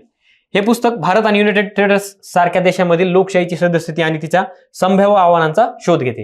हे फक्त काय आहे, तुम्हाला पुस्तकाचं असं फोटो सहित का दाखवतोय, आयोग जोड्या लावामध्ये विचारतं, कधी कधी राऊंड विचारतं, एक वर्ष सोडून दुसऱ्या वर्षी आयोग नेहमी विचारतं.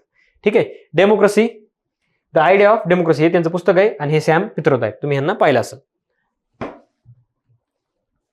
पुढचं पुस्तक आहे just a mercenary note from my life and career. हे पुस्तक आहे आरबीआयचे जे माजी गव्हर्नर आहेत डी सुब्बाराव. तुम्ही नोटावर यांच्या 10च्या 50च्या 500च्या पहिल्या जुन्या नोटावर यांचं नाव होतं डी सुब्बाराव. ठीक आहे, यांचं संस्मरण आहे, मेमोरियल. ठीक आहे, संस्मरण म्हणजे आत्मचरित्रासारखंच असते की माझ्याबाबत काय झालं काय नाही. ठीक आहे, आपण जे डायरी लिहितो ती. तर उपजिल्हाधिकारी ते वित्त सचिव आणि शेवटी मध्यवर्ती बँकेचे म्हणजे आरबीआयचे गव्हर्नर अशा विविध भूमिकाबाबत त्यांच्या पुस्तकामध्ये प्रवास वर्णन आहे. ठीक आहे, सगळे मार्च 2024 मध्ये सगळे प्रवास वर्णन प्रसिद्ध करण्यात आले. ठीक आहे, हे एक इकॉनॉमिकली पुस्तक आहे, त्यामुळे महत्वाचं आहे. Just a mercenary notes from my life and career, D Subbarao, आरबीआयचे माजी गव्हर्नर. ओके, लक्षात ठेवा. याचं प्रकाशन करण्यात आलं मार्च महिन्यामध्ये. आता इथपर्यंत झाले महत्वाचे पुरस्कार आणि पुस्तकं. आता पाहिजेत आपल्याला मार्च महिन्यातल्या महाराष्ट्रातल्या घडामोडी. आणि महाराष्ट्रातल्या घडामोडी म्हणजे काय, तर महाराष्ट्राच्या कधी महत्वाची न्यूज चर्चेत आली आहे किंवा महाराष्ट्राच्या म्हणजे महाराष्ट्रातल्या मुख्यमंत्री आणि मंत्रिमंडळाने जे काही निर्णय घेतलेत महाराष्ट्रासाठी, तर ते आपल्याला निर्णय पाहावे लागतात. ते आता एक पाहूया आपण. त्यातलं पहिले राज्य मंत्रिमंडळाचे काही महत्वाचे निर्णय. मला वाटतं हे सगळे निर्णय 13 मार्चला घेण्यात आले. 13 मार्चला जास्त निर्णय घेण्यात आले. 13 मार्चचे पूर्ण निर्णय ते. ठीक आहे, त्यातला पहिला निर्णय सामूहिक विवाहासाठी 25,000 रुपये अनुदान. पहिले 10,000 होतं, आता ते 25,000 वाढवण्यात आले. ठीक आहे, 25,000. दुसरा निर्णय अहमदनगर जिल्ह्याचे नामकरण अहिल्यानगर असे नामकरण करण्यात मंजुरी दिली महाराष्ट्र सरकारच्या मंत्रिमंडळाने. ठीक आहे, आता ही केंद्राच्या गृह विभागाकडे जाईल. गृह विभाग बाकीच्या डिपार्टमेंटला देईल, नंतर मग ते मंजूर होऊन वापस येईल. त्यावेळेस मग त्याचं नाव बदलण्यात येईल. जसं की आपलं छत्रपती संभाजीनगर आणि धाराशिव हे नाव बदलण्यात आले, त्यावेळेस आपण ते पाहिलं होती प्रोसेस. तसंच आता ह्याची प्रोसेसला सुरुवात झाली. पुणे जिल्ह्यातील वेल्हे तालुक्याचे नामकरण राजगड असे करण्यात येते. ठीक आहे, वेल्हे तालुका आहे, राजगड आहे तिथं. तर राजगडला आम्ही जात असतो, वर्षातून 4-5 वेळेस तरी जात असतो. ठीक आहे, तुम्ही पण जा, मस्त आहे. पोलीस पाटलांच्या महिना 15,000 रुपये मानधन. 2 नाव बदलायचे, एक तर अहमदनगर जिल्ह्याचं नाव बदलायचंय आणि एक तालुका आहे पुणे जिल्ह्यातला वेल्हे, त्याचं नाव राजगड करायचंय. ठीक आहे, नंतर पोलीस पाटलांचा महिना 15,000 रुपये मानधन करण्यात आले. ठीक आहे, पोलीस पाटलांना गावाकडे आपल्या. आशा सेविकांच्या मानधनात 5,000ची वाढ करण्यात आली. हे 13 मार्चचे निर्णय आहेत सगळे, 13 मार्च. ओके, हे झाले बेसिक निर्णय, तुम्हाला ऑनलाईन मध्ये लक्षात ठेवायचे, हे राहतात तुमच्या लक्षात, काय एवढं काय अवघड नाहीये. त्याच्या पुढचं एक न्यूज आहे की पर्यटकांसाठी भवन बांधण्यासाठी काश्मीरमध्ये जमीन खरेदी करणारे महाराष्ट्र हे पहिले भारतीय राज्य ठरले. म्हणजे जे महाराष्ट्रातून जे पर्यटन जाते ना आपले जम्मू काश्मीरमध्ये पर्यटन करण्यासाठी, त्यांच्यासाठी एक स्पेशल भवन असेल तिथं, धर्मशाळा वगैरे हॉटेल आपण कसं म्हणतो तसं स्पेशल महाराष्ट्राचं एक भवन असेल. आणि अशी जमीन खरेदी करणारं काश्मीरमधलं पहिलं राज्य कोणतं बनलंय, तर ते महाराष्ट्र बनलंय. श्रीनगर विमानतळाजवळ इजगाम येथे 2.5 एकर जागेवर महाराष्ट्र भवन उभारले जाणार आहे. किती? 2.5 एकर परिसरामध्ये. तुम्ही इथे फोटोमध्ये पाहू शकता, करार करण्यात आलेला आहे. ठीक आहे, पुढची न्यूज आहे लांजात फणस संशोधन केंद्र स्थापणार. आता हा निर्णय घेण्यात आलाय, आता ते स्थापन होणार आहे. तर रत्नागिरी जिल्ह्यातील लांजा तालुक्यात. आता मला एक सांगा, फणस कुठे येतंय? कोकणामध्ये. मग आता हे संशोधन केंद्र काय मराठवाड्यात किंवा विदर्भात नाही उभारू शकत, ते त्या फळ जिथं निर्मिती होते तिथंच ते संशोधन केंद्र उभारावं लागतं. ठीक आहे, तर हे रत्नागिरी जिल्ह्यात लांजा तालुक्यात उभारण्यात येणार आहे. फणस संशोधन केंद्राची स्थापना करण्यात येणार आहे. ठीक आहे, राज्य कृषी आणि शिक्षण आणि संशोधन परिषदेच्या बैठकीमध्ये हा निर्णय घेण्यात आलाय. अजून आता हे भूगोलमध्ये तुम्हाला हे असेल, कृषीमध्ये असेल तुम्हाला, तर हे बाकीचे संशोधन केंद्र कुठे आहेत हे तुम्हाला इथं मी फक्त एक वाचण्यासाठी उपलब्ध करून दिलेत. कारण मला माहिती तुम्ही माझ्यासारखेच आळशी आहेत, काय स्वतः बघणार नाहीत. त्याच्यामुळे आयोगाने जर इथं काही असेल तर आयोग इकडे जोडा विचारू शकतं. आणि आयोगाचं डोकं किती उलट आहे हे मागच्या व्हिडिओमध्ये आधी सांगितलं तुम्हाला, की आयोग एवढं उलट डोक्याचं आहे की ज्यावेळेस मला वाटतं मागच्या वर्षी एप्रिल मे महिन्यामध्ये मी शिकवलं होतं की बिहू नृत्याचा जागतिक विक्रम झालाय. तर आयोग तुम्हाला त्याच वेळी सांगितलं होतं की आयोग तुम्हाला बिहू नृत्य नाही विचारणार, पण 4 असे नृत्य प्रकार विचारल आणि त्याच्या जोड्या विचारल कोणत्या राज्याचं कोणतं आहे की जे तुम्हाला कधीच कळणार नाही. आणि झालंय तसंच ग्रुप बी मेन्सला जशा तसा तो प्रश्न आयोगाने विचारलेला. म्हणजे आयोग कुठं जाईल ना काही सांगता येत नाही. त्याच्यामुळे स्वतः तुम्हाला हे वाचायचंय आणि एकदा रिवाइज करत राहायचंय. न्यूज तर आपली चालूच राहील, पण जीएस पण वाचायचंय तुम्हाला. ठीक आहे. आता पुढची महत्वाची न्यूज आहे महाराष्ट्राचे 4थे महिला धोरण 2024. महाराष्ट्राने ह्याच्या आधी पण 3 महिला धोरण जाहीर केलेले आहेत. आता 4थं जे ह्या वर्षी जाहीर करण्यात आलंय 8 मार्चला. आणि विशेष म्हणजे काय झालंय तर पूर्ण भारतामध्ये महिला स्वतंत्र स्वतःचं पहिलं महिला धोरण जाहीर करणार महाराष्ट्र हे देशातलं पहिलं राज्य आहे पहिल्यापासून. ठीक आहे. आता हे 4थ्या ह्याच्यावर आलंय. तर 8 मार्च 2024 रोजी जागतिक महिला दिनाच्या निमित्ताने राज्याचे 4थे महिला धोरण लागू करण्यात आले. राज्याच्या महिला आणि बालविकास मंत्री आदिती तटकरे ह्या राज्याच्या महिला आणि बालविकास मंत्री यांनी हे धोरण जाहीर केलंय. तर यापूर्वीची महिला धोरणे पहिलं होतं 1994ला आणि असं महाराष्ट्र हे स्वतंत्र महिला धोरण तयार करणारं देशातलं पहिलं राज्य आहे. या आयोगाने ऑलरेडी विचारून झालेलं आहे कितीतरी वेळेस. ठीक आहे. 94 विचारलंय पण राज्यसभा मेन्सला. नंतर त्यावेळेस शरद पवार हे मुख्यमंत्री होते. दुसरं धोरण होतं 2001ला आलेलं, त्यावेळेस विलासराव देशमुख हे मुख्यमंत्री होते. तिसरं आलं तर 2013ला जेव्हा पृथ्वीराज चव्हाण हे मुख्यमंत्री होते. ठीक आहे. तुम्हाला 3 लक्षात ठेवायचे व्यवस्थित. आणि 4थं तर आता सध्या तुम्हाला माहिती आहे महाराष्ट्राचे मुख्यमंत्री सध्या एकनाथ शिंदे हे आहेत. ठीक आहे. नंतर धोरणाची अष्टसूत्री. तुम्हाला या धोरणामध्ये काय काय काय काय नाही डिटेल वाईज लक्षात ठेवायचं नाहीये. फक्त पहिलं दुसरं तिसरं चौथं त्याचं इयर लक्षात ठेवा, कोणते मुख्यमंत्री होते एवढं लक्षात ठेवा. आणि ह्याच्यामध्ये विशेष काय घडलंय तर त्याच्यामध्ये एक अष्टसूत्री देण्यात आली. अष्टसूत्री त्यामध्ये म्हणजे हे 8 घटक आहेत की ज्याच्यावर हे धोरण लक्ष केंद्रित करतं किंवा ह्या 8 गोष्टीमध्ये हे धोरण काम करणार आहे. त्यातलं पहिलं आहे आरोग्य, पोषण आणि स्वास्थ्य. दुसरं आहे शिक्षण कौशल्य. तिसरं आहे लैंगिक आणि लिंग आधारित हिंसा समाप्त करणे.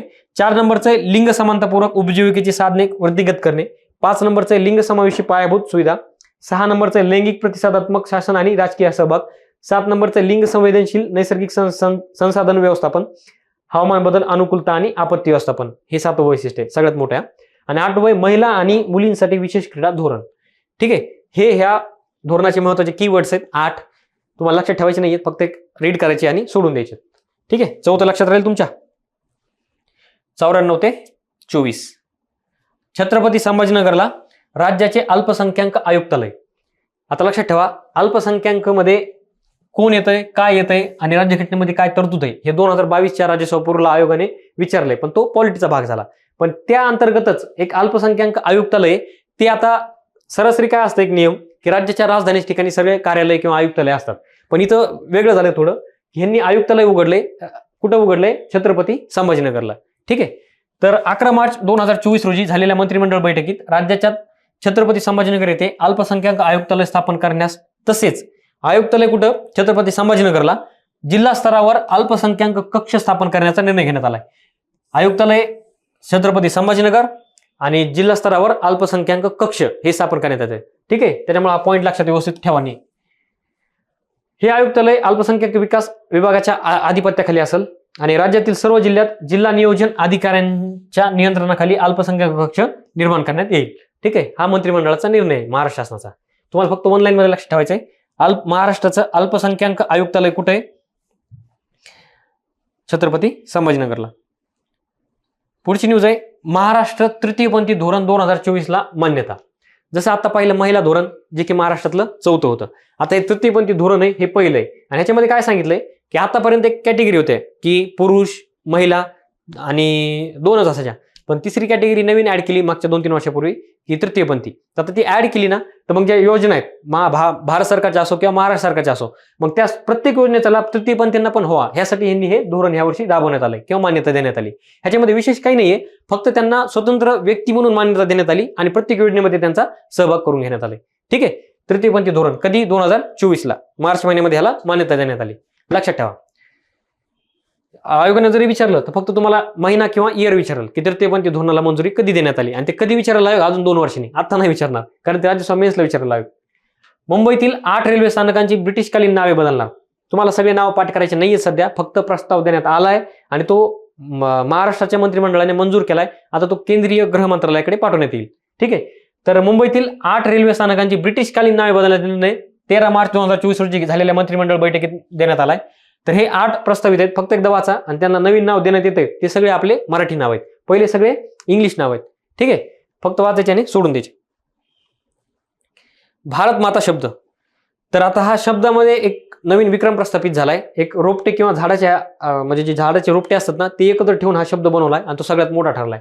तर वन विभागाने 2 मार्च 2024 रोजी 26 प्रजातींच्या 724 रोपट्यांपासून भारत माता या शब्दाची निर्मिती करून Guinness book of world record मध्ये नाव नोंदवलंय. लक्षात ठेवा, वर्ल्ड या पुस्तकाचं नाव पण सगळ्यात महत्वाचं आहे, Guinness book of world record. ठीक आहे, यामध्ये नाव नोंदवलंय. किती? 65,724, जवळपास 5,66,000 रोपटे होते 26 प्रजातींचे. त्यांनी हे नाव साकारले भारत माता. तर चंद्रपूर येथे वन विभाग अंतर्गत आयोजित ताडोबा महोत्सवात अंतर्गत वेगवेगळ्या प्रजातींच्या रोपट्यापासून भारत माता हा शब्द लिहून रेकॉर्ड करण्याचा संकल्प करण्यात आला होता आणि तो पूर्णत्वास नेण्यात आलाय. ठीक आहे, चंद्रपूर येथे. तिथं काय? ताडोबा महोत्सवा अंतर्गत.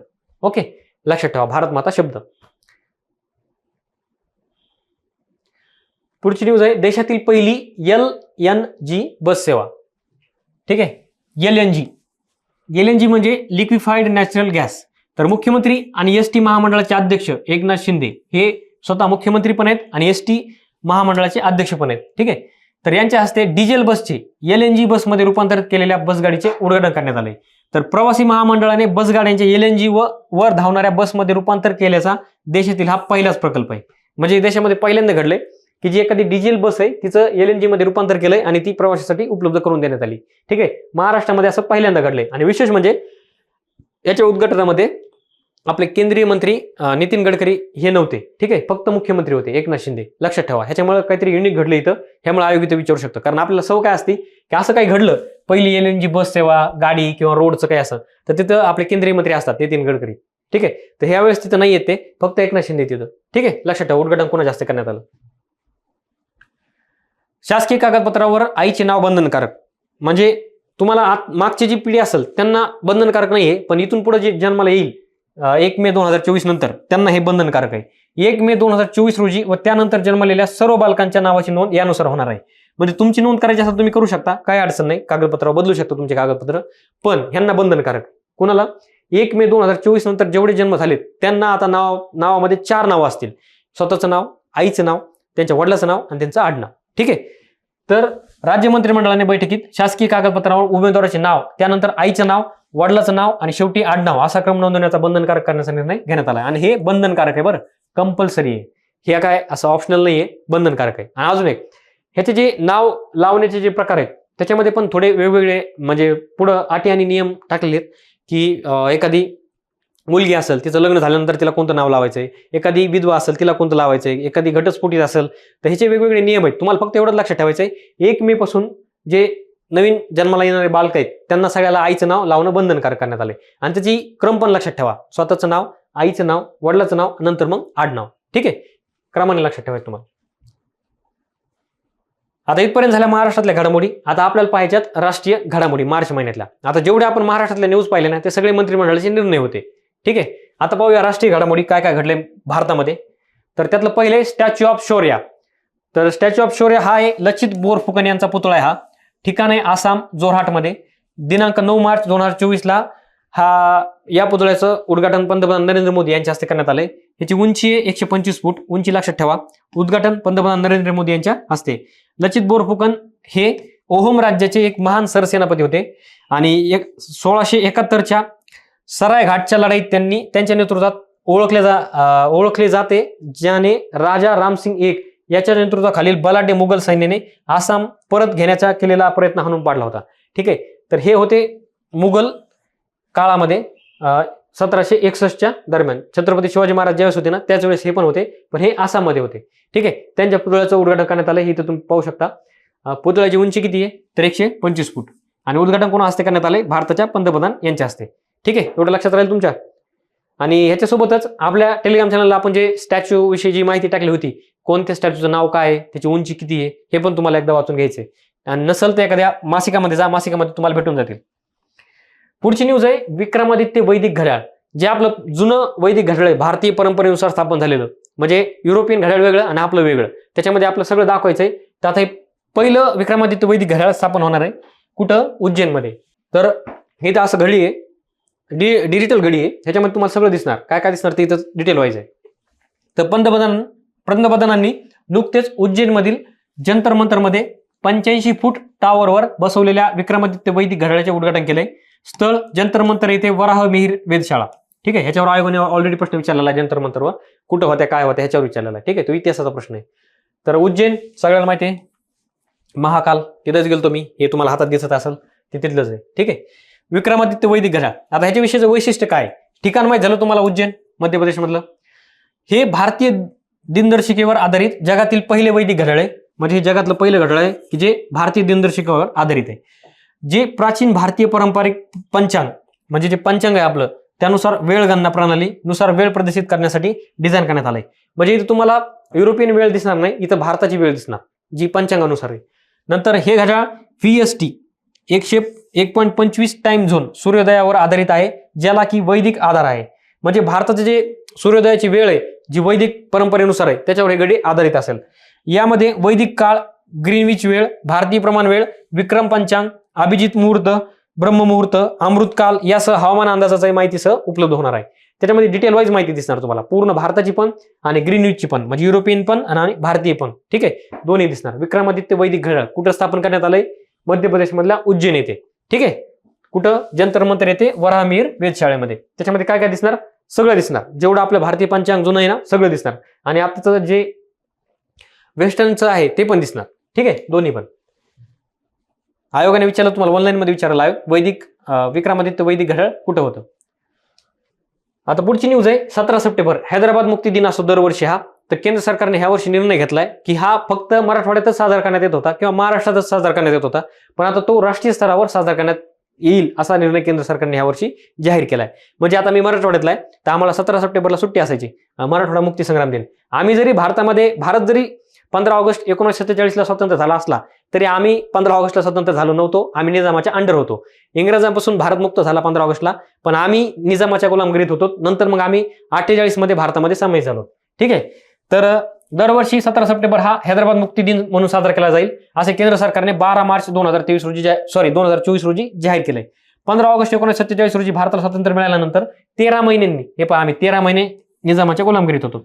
ठीक आहे, हैदराबादला स्वातंत्र्य मिळाले तोपर्यंत ते निजामाच्या आधिपत्याखाली होते. तर 17 सप्टेंबर 1948 रोजी ऑपरेशन पोलो अंतर्गत लष्करी कारवाईनंतर निजाम राजवट संपून स्वातंत्र्य मिळाले. म्हणजे आमचा जर विचार केला मराठवाड्यातल्या लोकांचा, तर आमचा स्वातंत्र्य दिन कधी असतो, तर 17 सप्टेंबर हा आमचा स्वातंत्र्य दिन असतो. आम्ही भारतामध्ये या दिवशी समाविष्ट झालो. म्हणजे काय, पहिलं भारताच्या बाहेर नव्हतो किंवा बुध किंवा शुक्र ग्रहावर नव्हतो, आम्ही इथंच होतो, पण अंडर आम्ही निजामाच्या होतो. ठीक आहे, लक्षात ठेवा. आता हे मराठवाडा, महाराष्ट्र आणि आता हे राष्ट्रीय स्तरावर पोहोचलंय. ठीक आहे, राहील तुमच्या लक्षात. पुढची न्यूज आहे, पोषण पंधरवाडा 2024. दरवर्षी मार्च महिना हा पोषण महिना असतो. ठीक आहे, पूर्ण महिनाच मार्च महिना, ते आपल्याला पुढे पाहायचं दिनविशेष मध्ये. पण पोषण पंधरवाडा किंवा पखवाडा पण म्हणतात ह्याला. तर कालावधी 9 मार्च ते 23 मार्च. तुम्हाला हे डेट लक्षात ठेवायची आहे.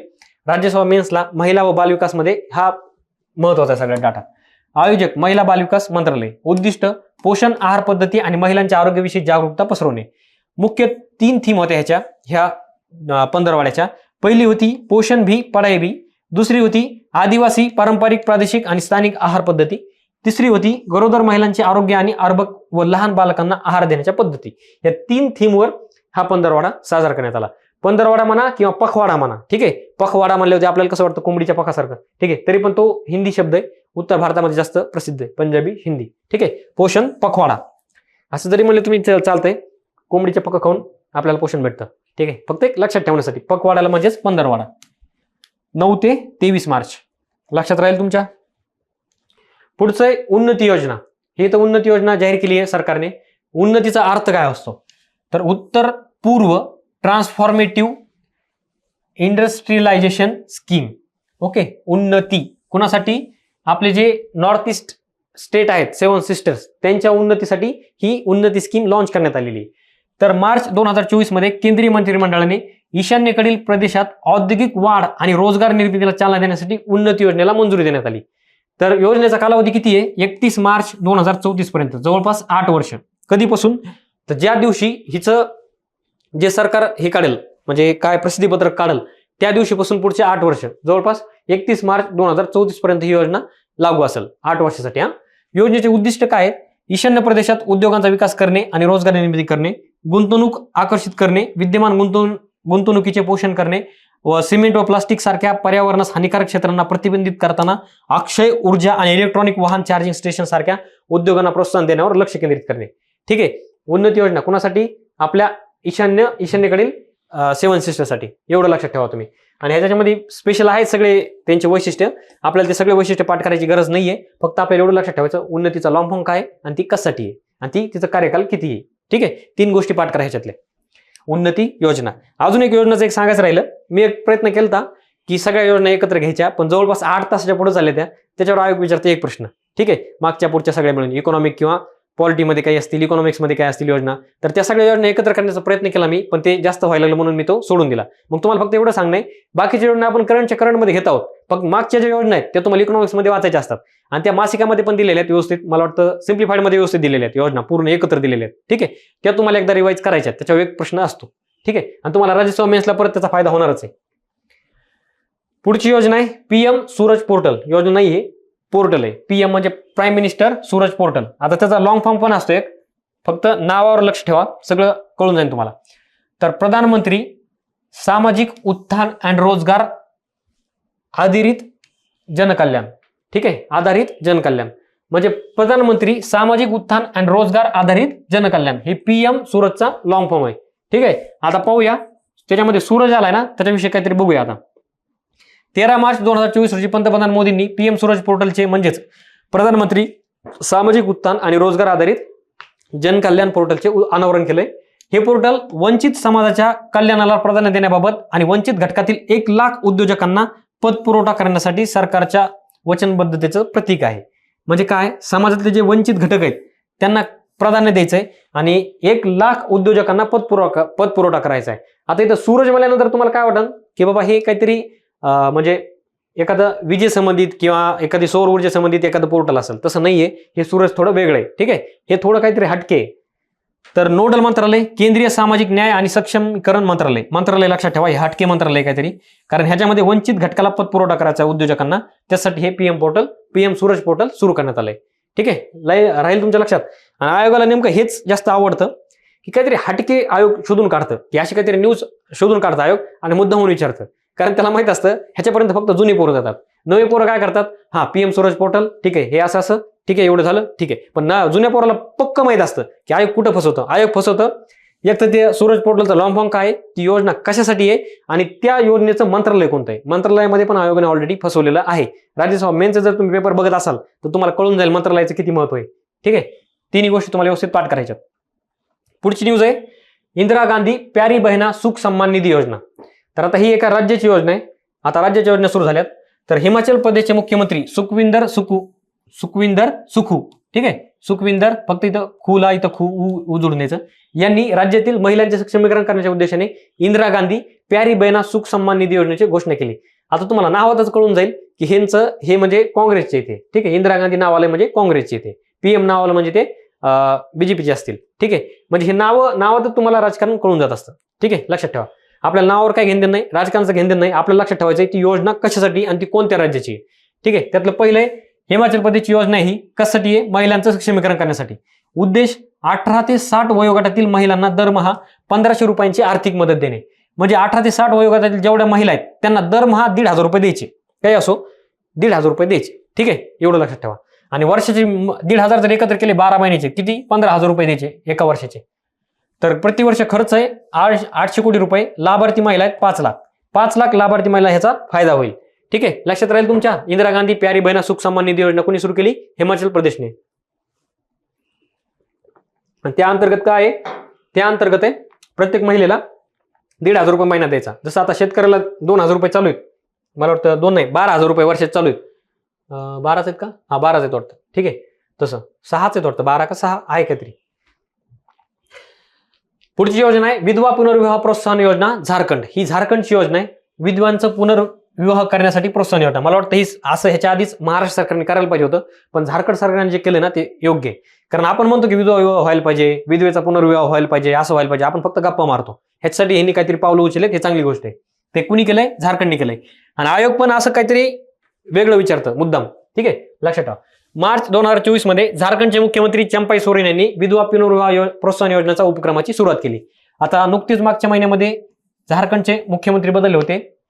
हेमंत सोरेन यांना अटक झाली आहे. त्याच्या आधी त्यांनी राजीनामा दिला आणि चंपाई सोरेन यांची नेमणूक केली मुख्यमंत्रीपदी. आता त्यांनीच ही नवीन योजना जाहीर केली. तर विधवा पुनर्विवाह प्रोत्साहन योजना सुरू करणारे झारखंड हे देशातील पहिलं राज्य आहे. हे असं पहिलंच महाराष्ट्राने करायला पाहिजे होतं. आतापर्यंत महाराष्ट्राने केलं नाही. का केलं नाही माहित नाही, पण करायला पाहिजे होतं. ठीक आहे.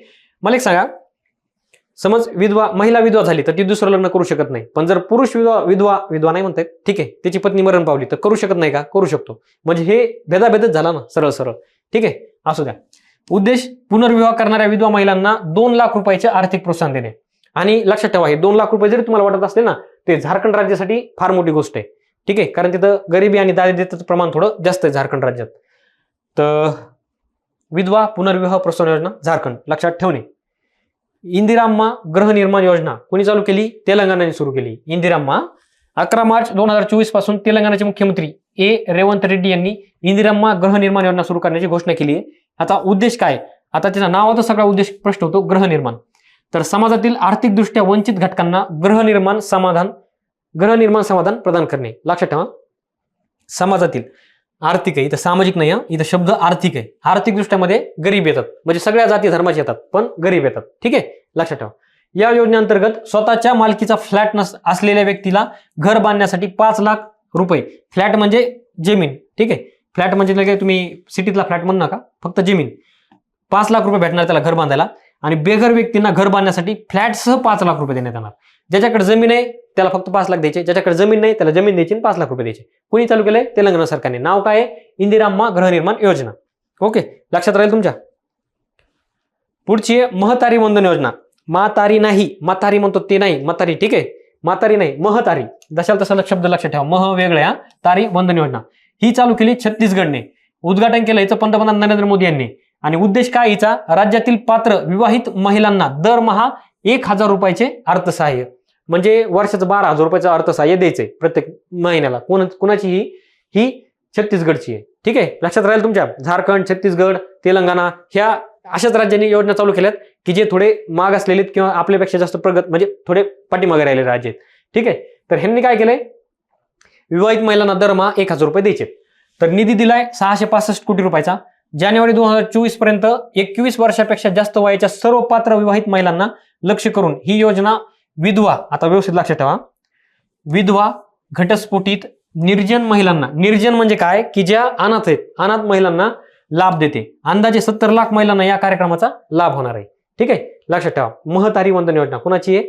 छत्तीसगडची आहे. जगातील पहिले ओम आकाराचे मंदिर हे भारतात सुरू झालंय, त्याच्यामुळे आपल्याला पाहायचंय. तर ठिकाण आहे जडण, जिल्हा पाली, राजस्थान. हे राजस्थानमध्ये जडण हे गाव आहे, जिल्हा पाली त्याचा. मंदिराचे नाव आहे ओमकार. नाव ओमकार आहे आणि त्याची डिझाईन पण तशी ओमकारासारखीच आहे. क्षेत्र आहे 250 एकर. या मंदिराचे बांधकाम नागर शैलीमध्ये करण्यात आलंय. एक शैली असते बांधकामाची, त्याच्यातली ही नागर शैली आहे. ओम चिन्ह आकाराचे हे मंदिर सुमारे 1/2 किलोमीटरचं क्षेत्र व्यापते. 1/2 किलोमीटर हे ओम मंदिर पूर्ण, ओम जसं तसंच आहे. तर मंदिर 2 लाख खांबे आहेत आणि आवारात 108 खोल्या आहेत. 2 लाख खांबे, सॉरी 2000 खांबे आहेत, त्याला 2 लाख आलं, सॉरी 2000 खांबे आणि आवारात 108 खोल्या आहेत.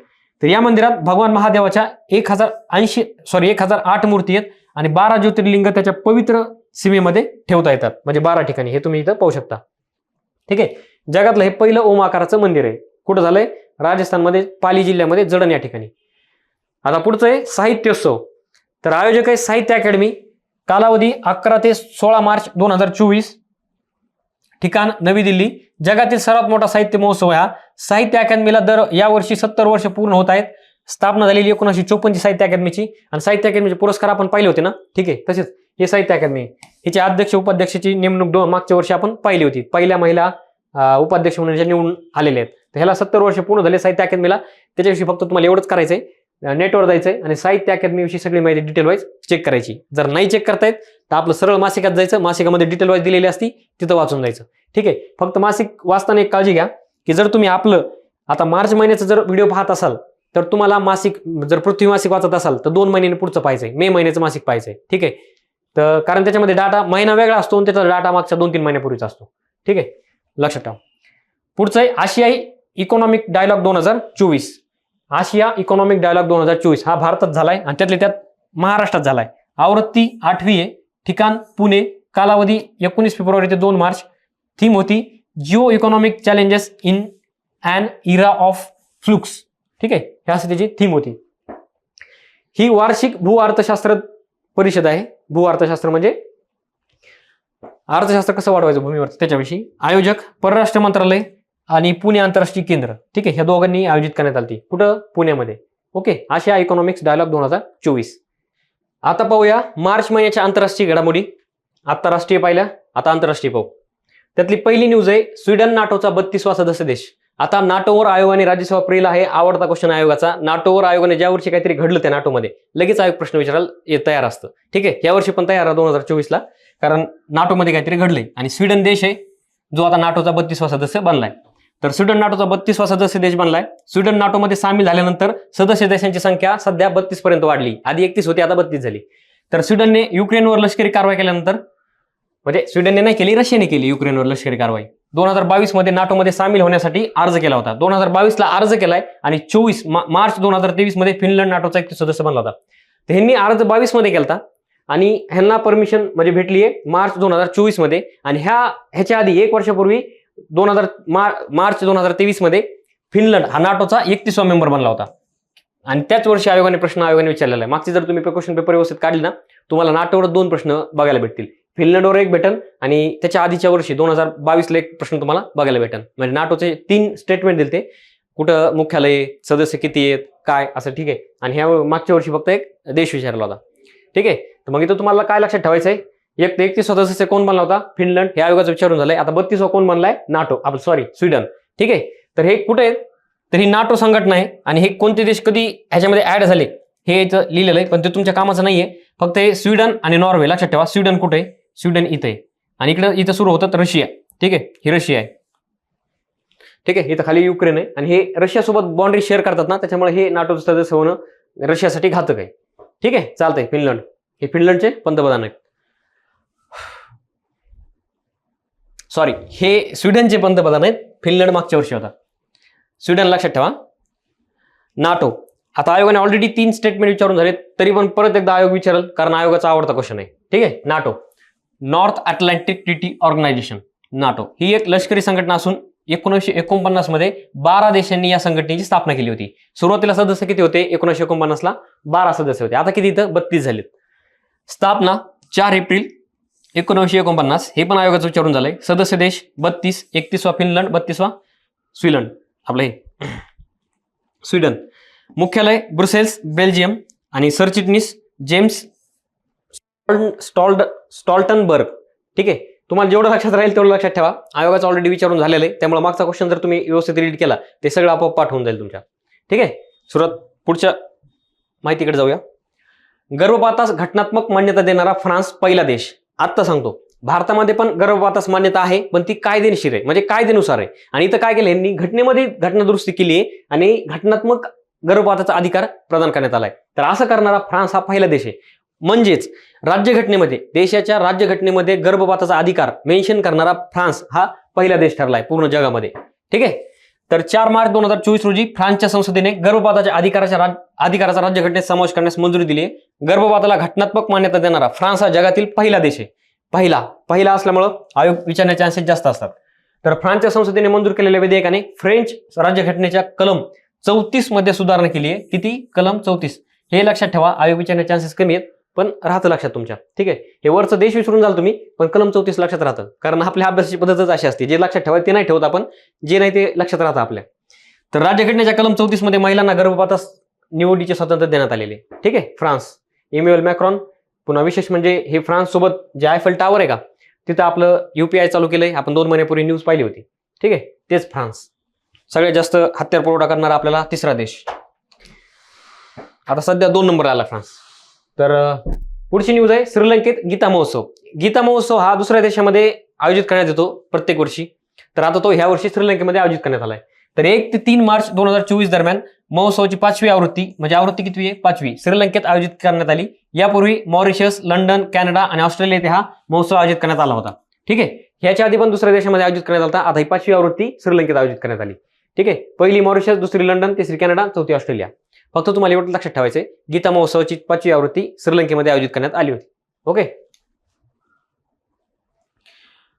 भारत आणि ब्राझील पहिला 2+2 संवाद. आतापर्यंत आपण 2+2 संवाद पाहिले, त्यातले महत्वाचे कोणते आहेत हे आधी सांगितलं तुम्हाला मी. जर पहिला असेल किंवा त्याच्यामध्ये काहीतरी विशेष घडला असेल तरच आयोग विचारतं. तर आता हा पहिला आहे, त्याच्यामुळे हा इम्पॉर्टंट आहे आपल्यासाठी. भारत आणि ब्राझील. ऑलरेडी भारताचे 2 म्हणजे 2+2 संवाद अमेरिका 1, ऑस्ट्रेलिया 2, जपान 3 आणि रशिया 4. ओके, ह्या 4 देशासोबत 2+2 होते. 2+2 किती होतात? 4. ठीक आहे, 2+2 4 होतात. मग 4 देशासोबत भारताचे 2+2 चालू होतं. पण अजून 5वा ऍड झालाय, तो म्हणजे ब्राझील.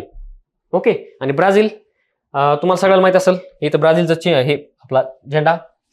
मार्च 2024 मध्ये भारत आणि ब्राझीलने प्रथमच 2+2 संरक्षण आणि परराष्ट्र मंत्रिस्तरीय संवाद आयोजित केला. या परिषदेमध्ये दोन्ही देशाचे संरक्षण मंत्री आणि परराष्ट्र मंत्री उपस्थित राहतात. ओके, पण त्यांचे जे अधिकारी आहेत ना, त्या अधिकाऱ्याचा हा फोटो सेशन आहे. संरक्षण मंत्री आणि परराष्ट्र मंत्र्याचा फोटो सध्या आला नाही, ते येईल आता. तर भारतात पुढील देशासोबत 2+2 संवाद आयोजित केला जातो. 2+2 म्हणजे किती होते? 4 देश होते ऑलरेडी. आता 5वा ब्राझील आलाय. ओके, तो पहिला देश आहे, लक्षात ठेवा. भरड धान्याच्या आंतरराष्ट्रीय वर्षाचा समारोप समारंभ. आता तुम्हाला माहित असेल, ऑलरेडी आपलं शिकून झालं 2023 मध्ये आंतरराष्ट्रीय भरड धान्य वर्ष म्हणून भारताने ह्याला मान्यता दिली. ती सुरुवातीला, नंतर युनियनने पण मान्यता दिली, नंतर ते वर्ष साजरं पण करण्यात आलं. तर त्याचा समारोपाचा कार्यक्रम आहे ना, तो पार पडलाय मार्च 2024 मध्ये. मार्च 2024 मध्ये अन्न आणि कृषी संघटना FAO रोम मधील मुख्यालयात आंतरराष्ट्रीय भरड धान्य वर्षाचा 2023च्या समारोप समारंभाचं आयोजन करण्यात आलं. कुठं?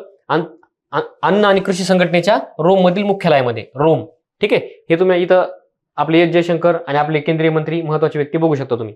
ठीक आहे, भरडधान्याच्या आंतरराष्ट्रीय वर्षाचा समारोप समारंभ आयोजित झालेला आहे. ठीक आहे, 2024 आता हे 23 झालं. 2024 कशाचं वर्ष आहे? ऑलरेडी मागच्या 2 महिन्यांपूर्वी आपलं घेऊन झालेलं आहे. म्हणजे कॅमिलियन जातीचे, म्हणजे उंटाच्या जातीचे जे प्राणी आहेत त्यांच्यासाठी हे आंतरराष्ट्रीय वर्ष आहे 2024. आता नेक्स्ट आहे पोखरा. नेपाळची पर्यटन राजधानी म्हणून घोषित करण्यात आले. मागच्या वर्षी आपण न्यूजमध्ये पाहिलं होतं, G20चं अध्यक्षपद भारताकडे होतं. त्याच वेळेस SCOचं पण भारताकडेच अध्यक्षपद होतं. त्यावेळेस वाराणसीला SCOची सांस्कृतिक राजधानी म्हणून दर्जा भेटला होता. ठीक आहे, आणि पर्यटन राजधानी म्हणून पण एका शहराला नामनिर्देशित केलं होतं. ठीक आहे, तसंच आता पोखरा नेपाळने काय केलंय? पर्यटन राजधानी म्हणून त्यांनी मान्यता दिली. तर त्याचं ह्याचं नाव काय आहे? शहराचं पोखरा. ठीक आहे, तर नेपाळ सरकारने पर्यटन उद्योगाला चालना देण्यासाठी गंडकी प्रांतातील पोखरा शहरास अधिकृतपणे पर्यटन राजधानी म्हणून घोषित केलंय. ठीक आहे, हे तुम्ही पाहू शकता तिथं कशाचं पर्यटन होतं किंवा किती भारी व्ह्यू आहे तिथं.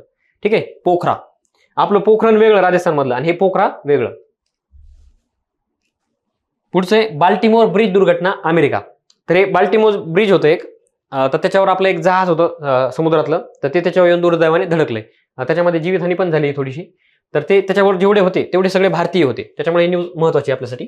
तर 26 मार्च रोजी अमेरिकेतील बाल्टिमोर शहरात एक मालवाहू जहाज पटाप्स्को नदीवरील, ही पटाप्स्को नदी आहे, पटाप्स्को ऐतिहासिक पूल फ्रान्सिस स्कॉट की ला धडकले. त्या पुलाचं नाव आहे ते. परिणामी तो पूल कोसळलाय. डाली या सिंगापूरच्या मालवाहू जहाजाने ही धडक दिली.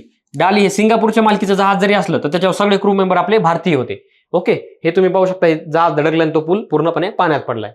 ठीक आहे, डाली अमेरिकेतलं बाल्टिमोर शहर आहे. त्याच्यामध्ये पटाप्स्को नदी आहे आणि त्याच्यामध्ये फ्रान्सिस स्कॉट की हा पुलाचं नाव आहे.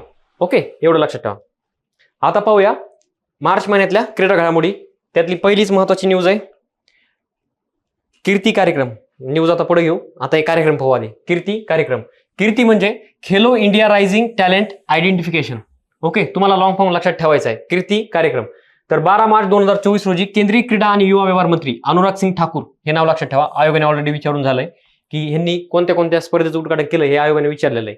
ठीक आहे, स्पर्धेचं नाव आयोगाने सांगितलं होतं, कोणी केलं हे विचारलं होतं. यांनी चंदीगड येथून Khelo India rising talent identification म्हणजेच कीर्ती कार्यक्रमाचा शुभारंभ केलाय. कुठून? चंदीगड येथून. तारीख 12 मार्च 2024 रोजी. कोणी केलंय? भारताचे केंद्रीय क्रीडा आणि युवा व्यवहार मंत्री आहेत ना, त्यांनी, अनुराग सिंग ठाकूर यांनी.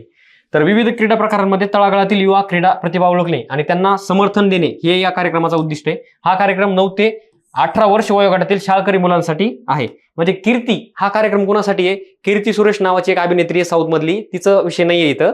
हा कार्यक्रम आहे क्रीडा खेळासाठी, ठीक आहे, क्रीडा क्षेत्राचा. तर किती, 9 ते 18 ह्या 9 वर्षाच्या म्हणजे 9 ते 18, 9 दोन्ही 18, ठीक आहे, 9 वर्षाच्या आतला जो वयोगट आहे 9 ते 18 या वयोगटातील शाळकरी मुलांसाठी हा कार्यक्रम आहे. त्यांची प्रतिभा ओळखणे, टॅलेंट ओळखणे आणि त्याला समर्थन देणे, ठीक आहे. कीर्ती कार्यक्रम लक्षात ठेवा. नाहीतर तुम्ही साऊथ मधली हिरोईन लक्षात ठेवाल, कीर्ती सुरेश. आणि पीएम सूरज बघितलं होतं आपण मागं पोर्टल याच व्हिडिओमध्ये, ठीक आहे, ते लक्षात ठेवा. तर संसद लक्षात ठेवायसारखं कसं आहे, कीर्ती सुरेश, कीर्ती नावाचा क्रीडा घडामोडीचा खेळ आहे, म्हणजे हे आता योजना पाहिली. आणि सुरेश म्हणजेच पीएम सूरज नावाचं एक पोर्टल लॉन्च केलं आयोगाने, ठीक आहे, आयोगाने चाललं केंद्र सरकारने. संसद खेल महाकुंभ 3.0, ठीक आहे, ही तिसरी आवृत्ती त्याची 3.0. तर उद्घाटन केंद्रीय मंत्री अनुराग सिंग ठाकूर यांच्या हस्ते त्याचं झालं उद्घाटन. दिनांक 5 मार्च 2024 रोजी. नंतर ठिकाण हिमाचल प्रदेशमधील बिलासपूर येथील लुहनू क्रिकेट मैदानावर, ठीक आहे, बिलासपूर येथील हिमाचल प्रदेशमधील. कार्यक्रमासाठी प्रमुख पाहुणे होते रोहित शर्मा आणि राहुल द्रविड, हे कार्यक्रमाचे प्रमुख पाहुणे होते. आणि हा विशेष करून संसद खेल महाकुंभ आहे बरं, याच्यामध्ये सर्वसामान्य लोक भाग घेत नाहीत, संसदेचे आपले मेंबर भाग घेतात, ठीक आहे. हे प्रमुख पाहुणे रोहित शर्मा आणि राहुल द्रविड इथं पाहू शकता तुम्ही, 19 नंबरची जर्सी. आणि हे अनुराग सिंग ठाकूर आहेत आपले क्रीडा मंत्री.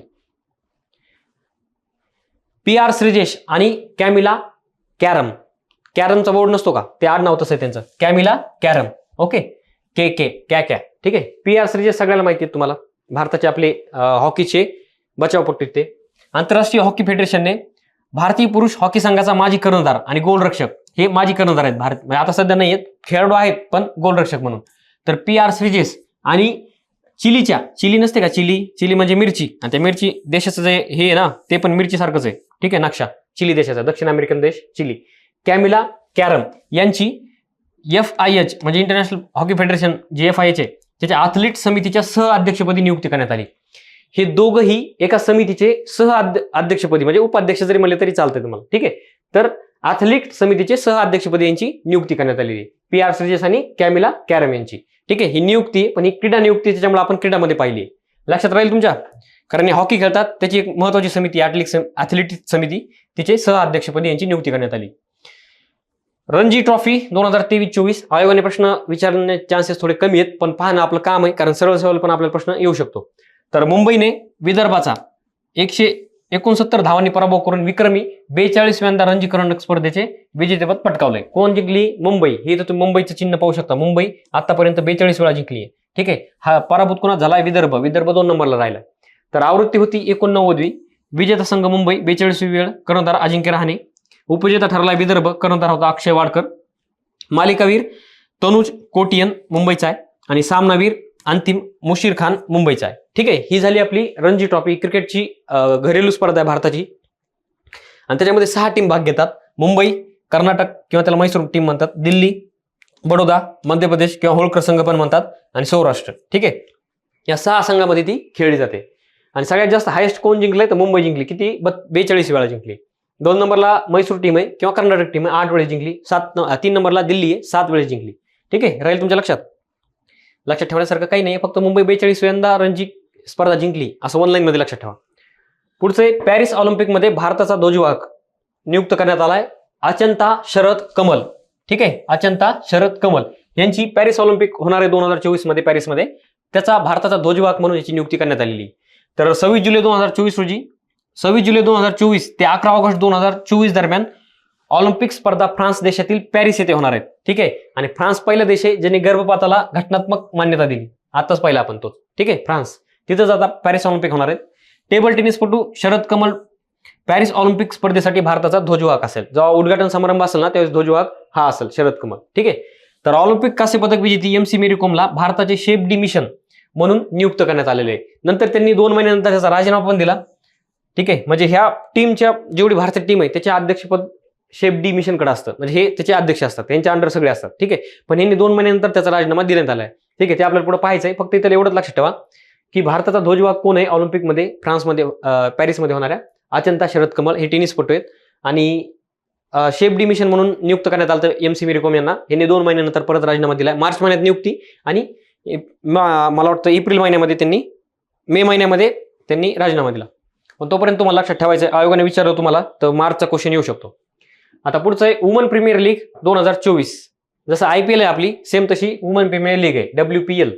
तर आवृत्ती होती दुसरी, पहिली आवृत्ती मुंबई जिंकली होती, आता दुसरी आवृत्ती जिंकली आहे रॉयल चॅलेंजर्स बेंगलोर.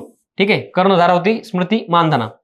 सुरुवात झाली 2023ला. आयोजक भारतीय क्रिकेट नियामक मंडळ BCCI. आयोगाने आतापर्यंत याच्यावर प्रश्न विचारलेला नाहीये, त्याच्यामुळे हे येण्याचे चान्सेस जास्त आहेत. आणि विशेष करून रॉयल चॅलेंजर्स बेंगलोरने कप जिंकलाय, महिलांचा का असेना पण एक WPL जिंकली. ठीक आहे, मागच्या वेळेस मुंबई जिंकली होती, यावेळेस रॉयल चॅलेंजर्स बेंगलोर जिंकली. उपविजेता ठरलाय दिल्ली कॅपिटल्स, कर्णधार तिची मेग लेनिंग. पहिला विजेता मुंबई इंडियन्स, कर्णधार हरमनप्रीत कौर. ओके, आणि हरमनप्रीत कौरवर मागच्या वर्षी पाहिला आपण तिच्या नावावर किती रेकॉर्ड झालेत, ऑलरेडी ती 3-4 वेळेस न्यूजमध्ये होती. ठीक आहे. Player of the match Sophie Molineux RCB. Player of the series Deepti Sharma UP warriors. सर्वाधिक धावा ॲलिस पेरी, सगळ्यात भारी क्रिकेटर RCB, 347 धावा केल्या तिने. सर्वाधिक wickets Shreyank Patil RCB, 13 wickets घेतल्या तिने पूर्ण सिरीजमध्ये. नंतर इमर्जिंग प्लेअर श्रेयांक पाटील ही RCBची आहे. ठीक आहे, पाटील आडनाव आहे आपलं, म्हणजे महाराष्ट्राची. एलिस पेरी आपली नाहीये. दीप्ती शर्मा UPची, म्हणजे दीप्ती शर्मा पण उत्तर भारतातली. हरमनप्रीत कौर आपली नाही. स्मृती मानधना आपली. ठीक आहे, आपली प्लेअर लक्षात ठेवायची आधी, बाकीचे प्लेअर आपोआप लक्षात राहतात. ठीक आहे, लक्षात ठेवा. पण पुरुषांच्या RCB टीमला IPL का जिंकता नाही आली ह्यावेळेस, म्हणजे पहिल्या 4 संघामध्ये ते आलते पण नंतर ते बाहेर पडले. ठीक आहे. दीप्ती शर्मा महिला प्रीमियर लीग मध्ये हॅट्रिक घेणारी पहिली भारतीय खेळाडू ठरली. म्हणजे ह्या WPL मध्ये हॅट्रिक घेणारी पहिली भारतीय खेळाडू ठरली. ही ऑलरेडी एका खेळाडूने असा पराक्रम याच्या आधी केलेला आहे, पण ती भारतीय नव्हती. ठीक आहे. तर संघ UP वॉरियर्स स्टार संघाकडून खेळते. WPL मध्ये पहिली हॅट्रिक मिळवण्याचा मान इस्सी वॉंग ही इंग्लंडची ने पटकावला आहे, मागच्या वर्षी पटकावला होता.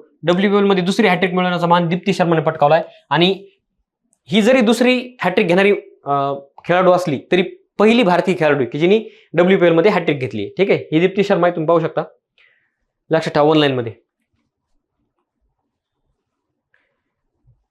फ्रेंच ओपन 2024, तर ह्याची विजेते आपले 2 भारतीय आहेत, त्यामुळे आपल्याला हे लक्षात ठेवावं लागणार आहे. तर सात्विक साईराज रंकीरेड्डी आणि चिराग शेट्टी या जागतिक क्रमवारीत अव्वल भारतीय जोडीने चीनी तैपैच्या ली झे हुई आणि यांग पो हँग, जे कसं वाचाय तसं वाचा, काय अडचण आहे विचारणार नाही तुम्हाला, यांचा अवघ्या 36 मिनिटात पराभव करून फ्रेंच ओपन 2024 चे विजेतेपद पटकावलंय. तर हे त्यांचे दुसरे फ्रेंच ओपन विजेतेपद आहे. मागच्या वर्षी हेच होते विजेते, ह्या वर्षी पण हेच आहेत. आणि अशा कमी स्पर्धा आहेत वर्षभरातल्या की जे हे द्वितीय स्थानी राहिलेत, सात्विक साईराज रंकीरेड्डी आणि चिराग शेट्टी. विजेते विचारले तर डायरेक्ट हे 2 नावं लिहून टाकायचे. फक्त असे तुरळक अपवाद आहेत की जे हे सेकंड नंबरला राहिलेले आहेत. ठीक आहे, सध्या ही जोडी वर्ल्ड नंबर 1 आहे. ठीक आहे, दोन्ही वर्ल्ड रँकिंग मध्ये हे नंबर 1 ला आहेत दोघं पण. ज्यावेळेस ते आलते त्यावेळेस पण आपण त्याचा न्यूज कव्हर केलेली आहे.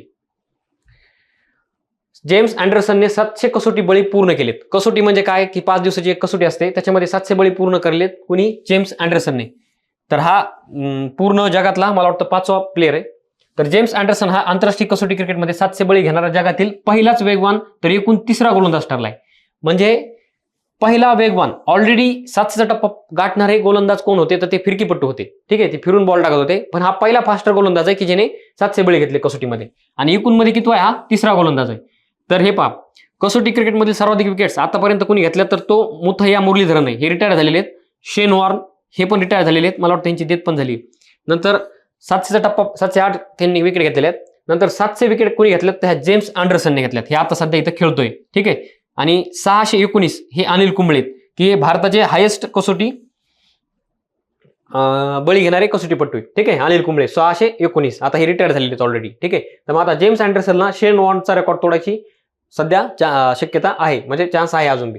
ठीक आहे, जेम्स अँडरसन जगातला 3रा आणि जर पहिला फास्टर गोलंदाज जेम्स अँडरसन.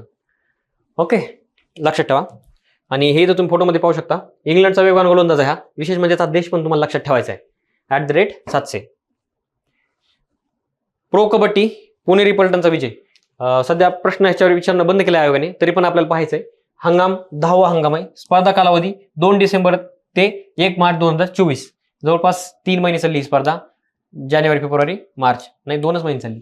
विजेता संघ आहे पुणेरी पलटण, पहिल्यांदा विजेता ठरलाय हा पूर्ण स्पर्धेअंतर्गत. म्हणजे हे 10 हंगामामध्ये हा पहिल्यांदा विजेता ठरलाय. उपविजेता संघ हरियाणा स्टीलर्स. पुणेरी पलटणचे पहिले विजेतेपद आहे. गेल्या हंगामात अंतिम फेरीत पराभव झाला होता यांचा, म्हणजे मागच्या वर्षी हे सेकंड वेळ होते. तर एकूण सहभागी संघ 12 आहेत. Player of the season Aslam Inamdar हा राहिलेला आहे. ठीक आहे, एवढं लक्षात ठेवायचं मिनिमम तुम्हाला. पुणेरी पलटण. शबनीम इस्माईल @ 132.1 किलोमीटर पर हवर, हिने सगळ्यात फास्ट वेगवान बॉल फेकलाय 132.1 किलोमीटर पर हवरने. तर 5 मार्च 2024 रोजी दक्षिण आफ्रिकेची वेगवान गोलंदाज, ही वेगवान गोलंदाज आहे शबनीम इस्माईलने महिला क्रिकेटमध्ये आतापर्यंतचा सर्वात वेगवान चेंडू टाकण्याचा विक्रम केलाय. तिने टाकलेला चेंडूचा वेग 132.1 किलोमीटर प्रति तास होता. म्हणजे हा WPL मध्ये खेळत होती, तरी पण महिला इतिहासामध्ये, महिला क्रिकेटच्या इतिहासामध्ये सगळ्यात फास्ट आतापर्यंतचा बॉल 132.1 किलोमीटरचा आहे. मला वाटतं पुरुषचा 158 का 157 पॉईंट असं समथिंग आहे काहीतरी. ठीक आहे, तो पाकिस्तानच्या बॉलरच्या नावावर आहे वाटतं. तर ती WPL मध्ये मुंबई इंडियन्स संघाकडून खेळत असून दिल्ली कॅपिटल संघाविरुद्ध खेळताना तिने हा विक्रम केलाय.